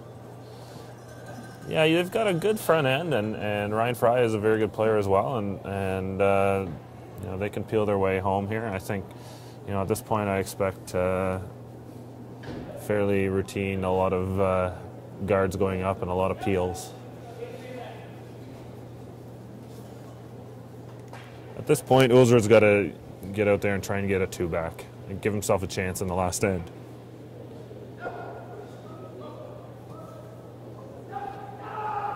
We want to thank you all for sending in your questions. For the wonderful coach of Team Brad Gushue, actually we had some great questions come in and he gave some great answers. Interesting to me that he said he's not much of a curler. Jerry, is that commonplace? I think you see a few teams do that where they bring their coach in as a as the mental training, mental skills, and I think that's very important to the game. It was Colleen Jones who probably was one of the first to introduce that. Her longtime coach, I believe it was Ken Bagnall, was exactly the same role. He was not a curling coach. His role was to be there to provide the mental training and keep the team in the right place. The term is slipping my mind right now, but the kind of the kind of coach that this is it's something a lot of these teams need. You've got 4 players on the ice who all know the strategy very well. You don't necessarily need somebody to come from outside to tell you should have done the strategy differently. It's just to keep the team, put them in the position to succeed.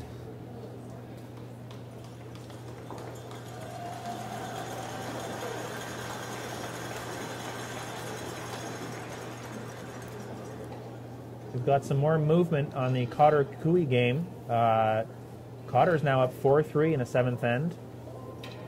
And Jim has been a bit of the story here in this tournament. He went 4-1 in the round robin. And now has a former world champion on the ropes.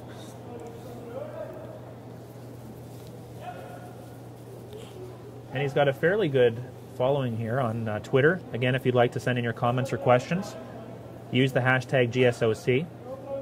And at the conclusion of the quarterfinals, we will post the semis and allow you to vote on which semifinal matchup you'd like to see. You just have to go to facebook.com/curlingslams and vote. And whichever matchup gets the most votes, we will cover here at GrandSlamCurling.com. Jerry, the Norwegians are having a bit of a conversation. We've got Bumpy in the hack. What is he looking to do?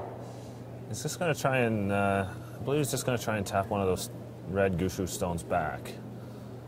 The rock on the top of the 8-foot there. I think if he can throw a little bit of just a heavy draw weight, tap it back, roll the shooter under the corner guard, they'll set themselves up good here. Gushue will have to peel that corner guard, and then Norway may be able to use those stones in the back of the house to freeze onto.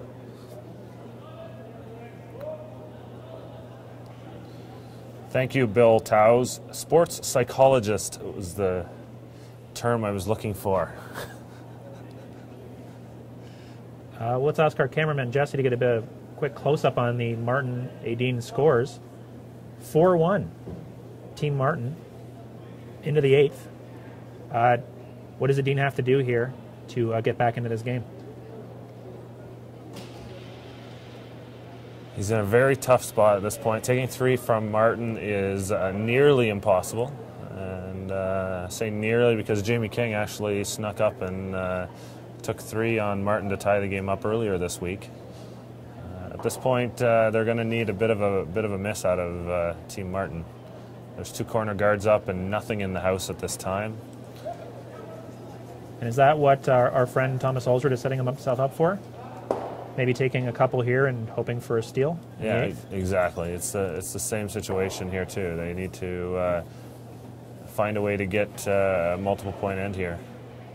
There's a collection of Gushue stones in the house, and that's, even though they're all red stones right now, this looks good for Ulsrud because he's going to be able to use these stones to protect whatever he puts into the rings as well. It looks like he's going to try and freeze into the pocket of the 2 stones on the 4-foot there. Our friend Adderson, excited about the Cooey-Cotter matchup. And depending how things go here, we may jump over to that broadcast in a second. It is 4-3 for the Cotter team out of British Columbia. Right now, however, we have the Gushue squad out of Newfoundland and Team Thomas Ulsrud from Norway battling for a spot in the semifinals.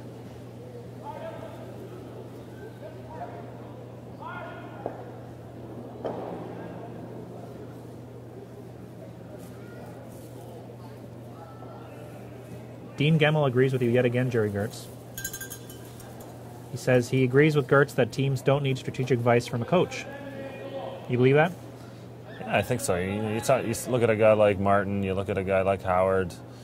These are already, the top strategists in the game. And they even have players on their own team that can help supply extra knowledge as well. Well, tell us right now, if you're coaching Team Gushue, what are they going to do here? They're probably going to have to throw a little bit of weight at this and remove, if they could catch a quarter of that yellow stone, they'll remove it, and hopefully one or two of their red stones as well. I think the mistake has been that Gushue's had here is he's left too many of his rocks in play. If you're Thomas Ulsrud, are you confident you can maybe get a couple here? Yeah, I like the way this situation's shaping up. You're likely going to see a situation where Ulsrud might get a 2 or a 3 back here or give up another steal. This is when Ulsrud needs to take a couple chances here to try and get that big score. Scott McLeod is, of course, pointing out my lack of curling knowledge, and Scott, I appreciate that. Bumpy in the hack was incorrect. No, you were actually correct. Bompy is Christopher Fay's nickname. Oh, so I was right. Bompy, yeah. There you go, Scott. That's what that reference was to. Tell me about the Bumpy Cup. The Bompy Cup, I don't know much about it, but I believe it was something that Christopher was involved in starting. And it's a fun tournament in Norway I believe it's end of September. And I've seen some photos come out of that on Facebook, and hey, it looks like a great time. I could only imagine that Team Norway would throw a good party. Yeah, they know how to have some fun out there.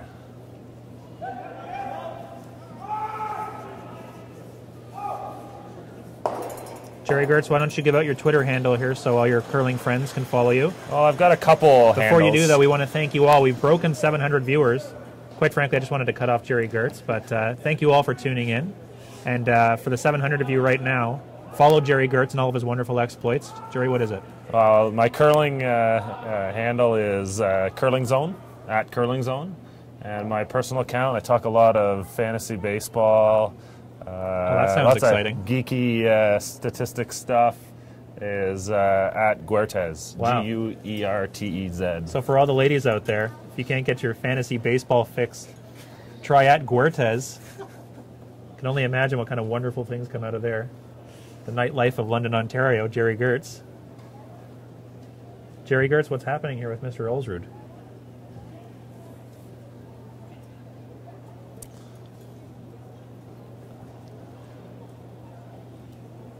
Let's give a good close-up view of this house and see what the fans think at home. Maybe they can give us a few ideas here as well.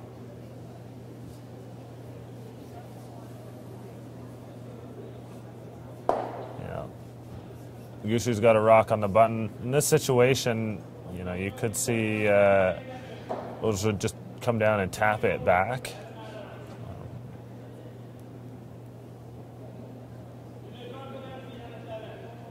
Maybe it may be time to play the little hit and roll off the outside one and roll it to the middle, maybe make the double on the 2 stones in the back.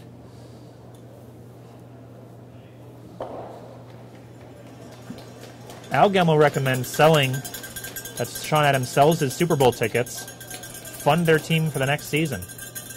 Jerry Gertz, would you make that? Well, let's say it was you're a big baseball guy, World Series tickets. Even 2 bad teams like the Tigers and, another team who's not very good. Cubs. The Cubs. Cubs and Tigers. The lovable losers. Yeah, would you sell the tickets and fund a team for a year, go around to a few tournaments like the Bumpy Cup, maybe the Perth Masters? You know, for me to attend a baseball game, it's all about the experience. And I did a summer road trip visiting a bunch of minor league parks. You know, it'd be fun to go to a World Series, but you know what? For something like that to fund the curling season, I think I'd do that in a heartbeat. Folks, we'll put it out to you.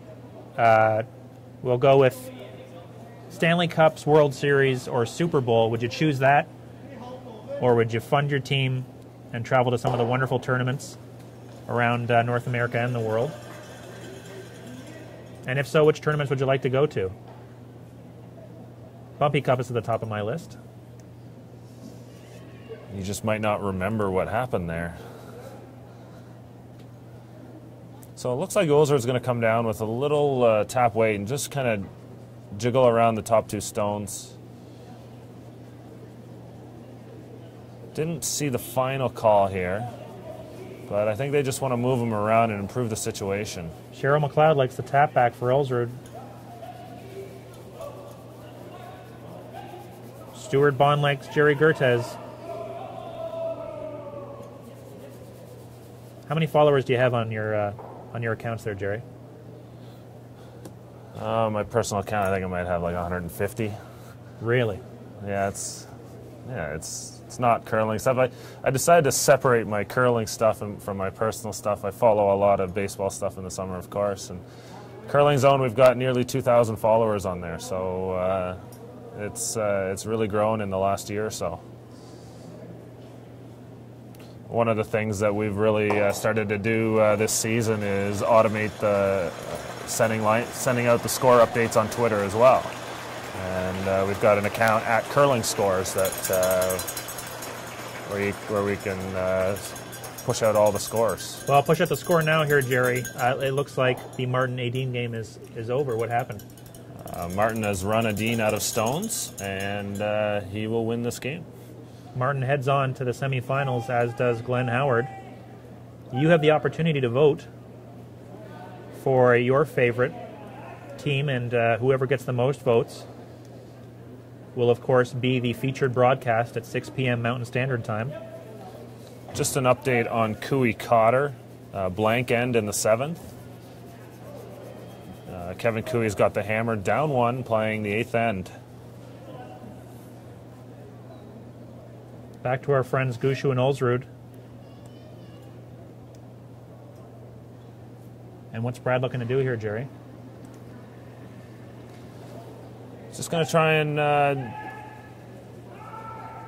peel these front two stones out. Makes a great shot, removing both Ulsrud stones from play. Very nice shot from Brad Gushue.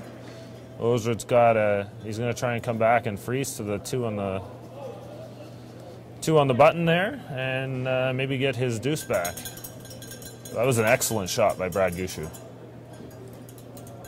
We want to remind everyone that we had the Capital One Junior Draw to the Button today, right after the Adine Bowell matchup, and Kyle Kimmy from the Taylor Curling Club won himself $1,000, and he won his club $10,000 for some upgrades. And Jerry, I don't know if you remember, what did he say he was going to spend it on? I did not hear, actually. Scrubbers or something? Scrapers? Oh, for the club. That's right. Maybe a new scraper. I believe he said that he and his father actually maintained the ice on occasion. So congratulations for Kyle. There's lots of great competitions and contests that Capital One runs in relation to curling. $1 million draw to the button is, of course, their big one. We'll see how that goes tomorrow. Cooey Cotter here in the last end, shaping up very interesting. I think we'll cut over there once this end completes. Catch the last half of that game. Our feature game currently, Brad Gushue is up 4-1 on Thomas Ulsrud. What does Thomas Ulsrud have to do to get back in this game? Are we looking at a Gushue win here? He attempted to come down and freeze and maybe came up a couple inches short. So Gushue has the opportunity here to hit this with a bit of weight, try and squeeze it through, and force Ulsrud into taking one here. Yeah, I can't forget the Stirling Skins in one beautiful Stirling, Scotland. That's another great fun event to participate in.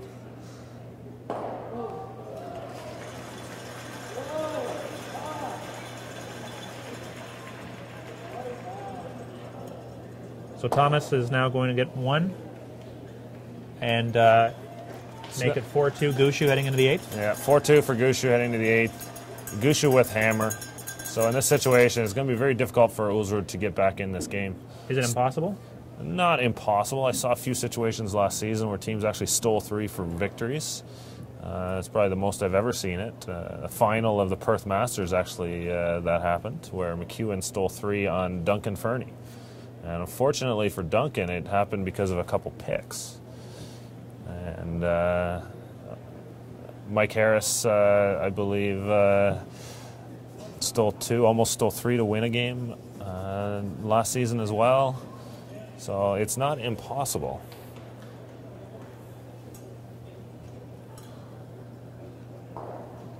One point for Ulsrud. As we said, Gushue takes a 4-2 lead going into the 8th end. We are going to move over to the Cotter-Cooey game for a second. We've had a lot of people ask about it. Jerry, give us a scoring update while our cameraman repositions on that one. It's currently 4-3 for Jim Cotter. Cotter has, Cooey has the last rock here, so this is the classic curling battle scenario: 1 up without the hammer versus 1 down with. It's a situation where both teams have to play aggressive in order to be successful. Cotter is going to try and steal a point here to win the game, and Cooey is trying hard to get his 2. While we're on that shot with the beautiful Capital One logo, we'd like to remind you that the Capital One $1 Million button takes place all season long. You can enter online at CapitalOne.com/button if you're in Canada, and you have the opportunity to win a trip to PEI in April and shoot for $1 million. And there will be a qualifier coming tomorrow here in Dawson Creek at the Pomeroy Inn and Suites National. Jerry, what's going on here in the Cooey Cotter matchup? So Cotter's second, Tyrell Griffith, is delivering stone here. Cotter's sitting 2 in the top of the, 1 in the top 4, 1 in the top 8. And Cooey's got shot on the back of the button right now. He's just looking to protect his advantage. Those 2 Cotter stones that are second and third shot right now are in a great position. And Cooey has to be very careful here. And that's CapitalOne.ca/button, not .com. I apologize. We are on GrandSlamCurling.com, however, and you can watch the semifinals later today, 6 p.m. Mountain Standard Time. And we will allow you to vote on who you'd like to see. So stay tuned. Go to our Facebook page. I know these are a lot of URLs to throw at you, but Facebook.com/CurlingSlams. We know that Kevin Martin and Glenn Howard have qualified for the semis. Jerry, you know the brackets better than I would. If our friends Team Gushue take this here, who will they end up facing? The playoff brackets, it fits from D to A down. So Martin Nadine is on the top. Gushue, Ulsrud would face the winner, or face Martin. Howard will face the winner of this game here. So Gushue would run into Martin if he wins? Correct. Okay. In the situation here, Cooey had the opportunity to have Carter Rycroft come through the hole and double off the 2 red stones in the top of the house, and unfortunately it overcurled a little bit and he wrecked on the guard. Carter is not happy at this point with that shot. It was could be a turning point in this end. We are, of course, following the Gushue-Ulsrud matchup. For those who are wondering right now, you probably can see. We'll get a nice little quick shot here. But just a couple of guards. Thomas Ulsrud needs to steal a couple here to force extra ends. But due to popular demand, we are following the end of the Cooey-Cotter matchup. We'll go back to that quickly. This one's tight, folks. It's 4-3 for the Cotter team out of British Columbia. beautiful Vernon and Kelowna is where these guys are from. We had the National last season was played in this team's hometown.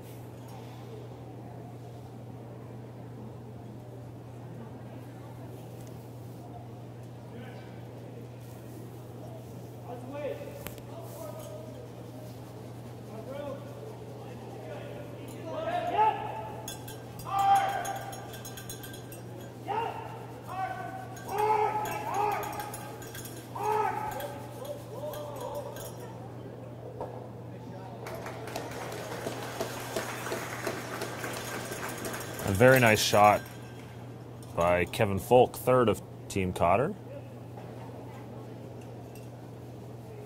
Craig Saville is letting us know that they took down Team Stoughton in the quarters, and he says they will be live streaming at GrandSlamOfCurling.com. So Craig Saville is predicting Team Howard will get the most votes, and that will be our featured matchup in the semis. I hope Craig's right, but you never know, folks, because you guys get to determine who will be watching. Martin and Howard, of course, qualified. Gushu or Ulsrud are battling for the chance to meet Kevin Martin in the semis. And Team Cotter looks like they have a chance to go on to face Howard in the semis. Have they made the semis before? It's been a while. Cotter, for the longest times, curled with Bob Ursel. Is Bob Ursel still curling? Bob had some knee problems last season. Maybe some of the fans at home can update us on the status of that, whether he went for surgery or not. It was something that I know was being discussed. But Bob is not curling this year either, so as far as I've seen. So Bob, one of the real nice guys in the game, and it's sad to see when an injury takes someone out for the long term. But hopefully he can correct that situation at some point. Yep. 734 viewers watching the end of this Cotter-Cooey matchup. And we promised you folks the Ulsrud-Gushu matchup as well. Right now, things not looking great for Thomas Ulsrud. Jerry, give us an update on that one quickly. Yeah, they're just throwing up corner guards, and Gushu's team's responding by peeling them. It's a pretty open end so far, so kind of what you would expect. At this point, Ulsrud's team is actually playing corner guards, trying to steal there too, which is a good strategy. Let's get a quick shot over on that one there, Jesse, as Team Cotter takes a few seconds to assess their situation.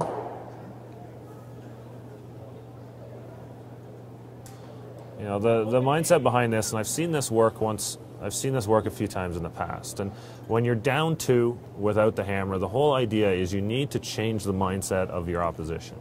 So by the end of the whole end, Gushu is confident in the victory here. You know, they feel good. But what Ulsrud needs to do is find a way to lie 3 stones in the house. And by doing so, Gushu will get in the hack to throw his last shot. And for the first time all end, the thought of losing might cross his mind.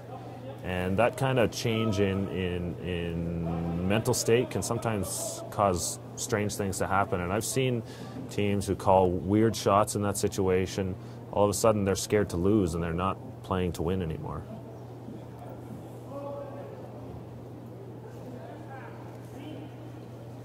We are covering 2 games here. Ulsrud and Gushu. 4-2 Team Gushu. And Team Cotter making a surprising run against Kevin Cooey. Let's get a quick shot down there. The fans a little disappointed in the last shot. Has this opened up things for Team Cooey? Yeah, Kevin Folk is not real happy with his shot. It didn't really curl up as much as he would have liked it to, and he kind of broke apart the forefoot. It looks like Cooey's going to have an opportunity to get another stone in there.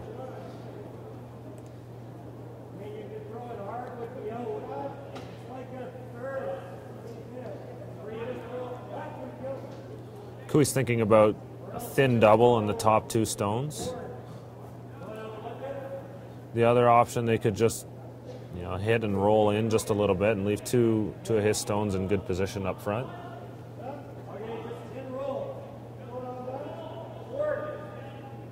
We'll get this quick shot of Pat Simmons here as Kevin Koe lets him know what he'd like to see, and then we'll finish off the Ulsrud-Gushue matchup. It looks like we're on skip stones on that one. And it's an uphill climb for Thomas Ulsrud, but if there is a chance that he gets back in this game, we will cover it till the end. Pat Simmons stone just hanging out a little bit. Rolls towards the middle. Sits in a nice position that he can use later on. So it's turning into a very interesting chess match between Koe and Cotter. We'll go back to the chess match in a second, but right now, Ulsrud trying to get back in this one against Gushue. Jerry, what's he got to do? Is there a chance that he pulls this out? At this point, he's just splitting the house, trying to sit two. He's just trying to make sure he can force Gushue into throwing the last stone.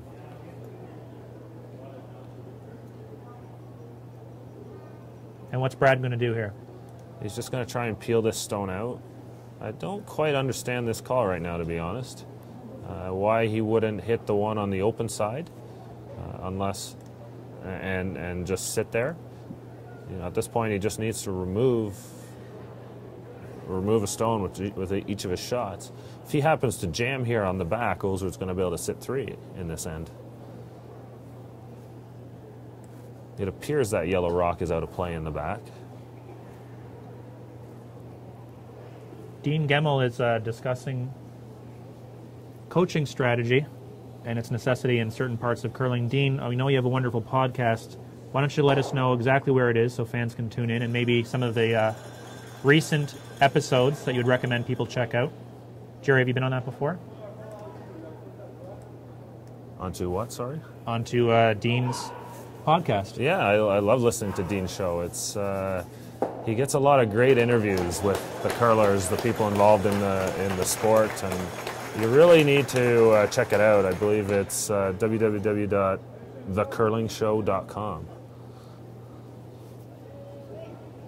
I'd love to find out what the Jerry Gertz episode was. Surely a headliner.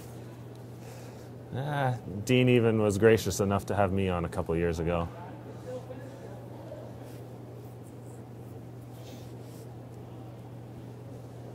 Finishing things off here with Ulsrud-Gushue and the 739 viewers. We are shooting back in between the Gushue-Ulsrud matchup as well as Cotter-Koe.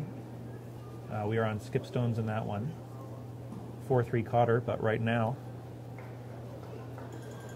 Jerry Brad is going to take his last shot. Just needs to make one go away. So we will watch him make one go away if he is successful.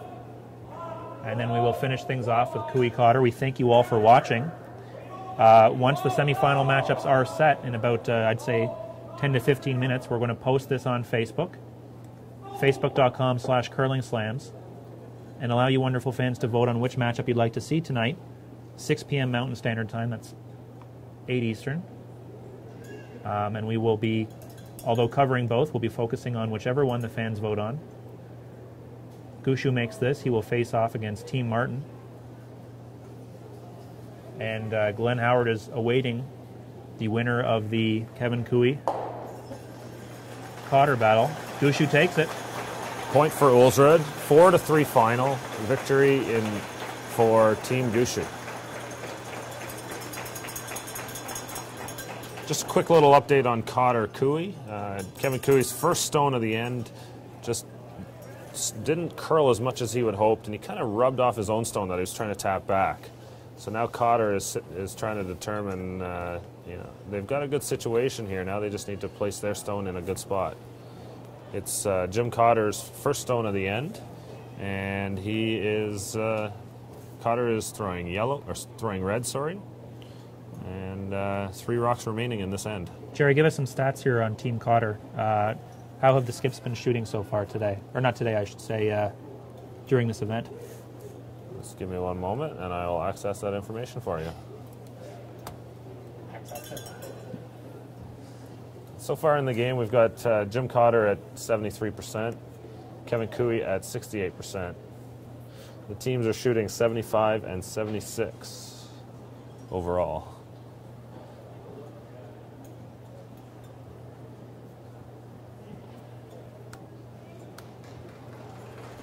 Are we down to 1 rock each, or does Jim have 2? Cotter has 2 stones remaining. Cotter has... This is... I'm incorrect here. This is Cotter's last rock. Kevin Cooey has last stone of the end. I'm sorry, folks.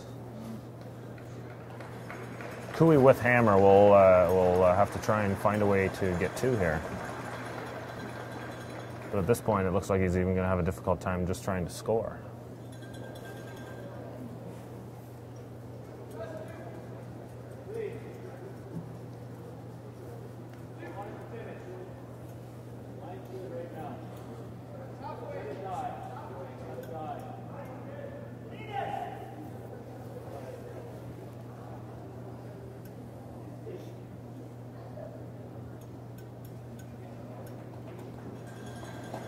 Cotter threw up a guard. It looks like there was a potential triple there for Cooey to remove all 3 red stones. At this point, it doesn't look like that shot's available to Cooey anymore.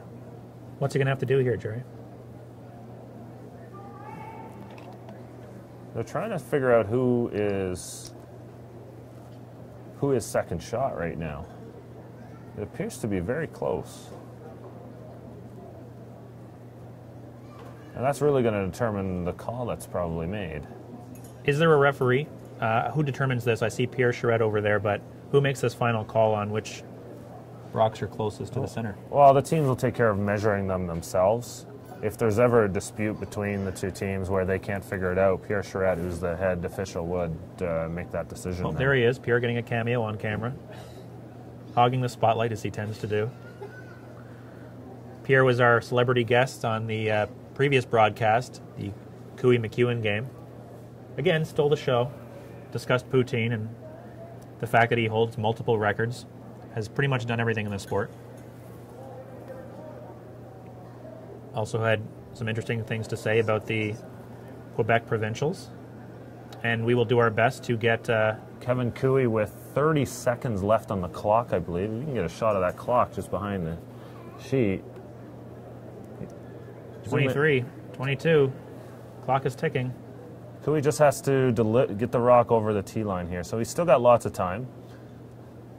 They just called a timeout, and now their clock is running down.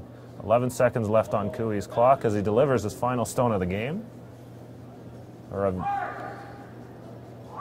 Barring any extra ends here. His rock just over curled, and it looks like Jim Cotter and his team from Vernon, BC steals the 8th end for a 5-3 victory. Martin versus Gushue, and Howard versus Cotter. Semi-final time at 6 o'clock tonight. See you then.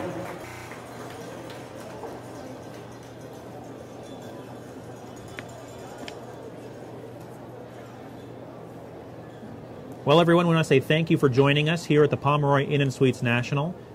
We reached 750 people at one point, which I think was great. You got to watch Brad Gushue defeat Thomas Olsrud 4-3, and you got to watch Jim Cotter just take it and make it to the semifinals against Kevin Cooey. Jerry, how did everything go today? Great showing for Team Cotter. I'm really happy for those guys. Fans at home will appreciate it as well. Great matchup in Martin and Gushue. I think they play well against each other, and I know Gushue will put up a good show tonight. And Glenn Howard, what can you say? The guy's always in contention at the Grand Slams. Let's remind the fans that you can determine which game we should broadcast tonight, 6 p.m. Mountain Standard Time. So go to our Facebook page, facebook.com/curlingslams, or of course, use the hashtag GSOC on Twitter. Let us know. Whoever gets the most votes, we will broadcast that game today at grandslamcurling.com. Jerry Gertz, thank you very much. Thanks, Matt. All right, and folks, we look forward to seeing you in a couple of hours, so stay tuned for more of a curling fix here at the Grand Slam of Curling.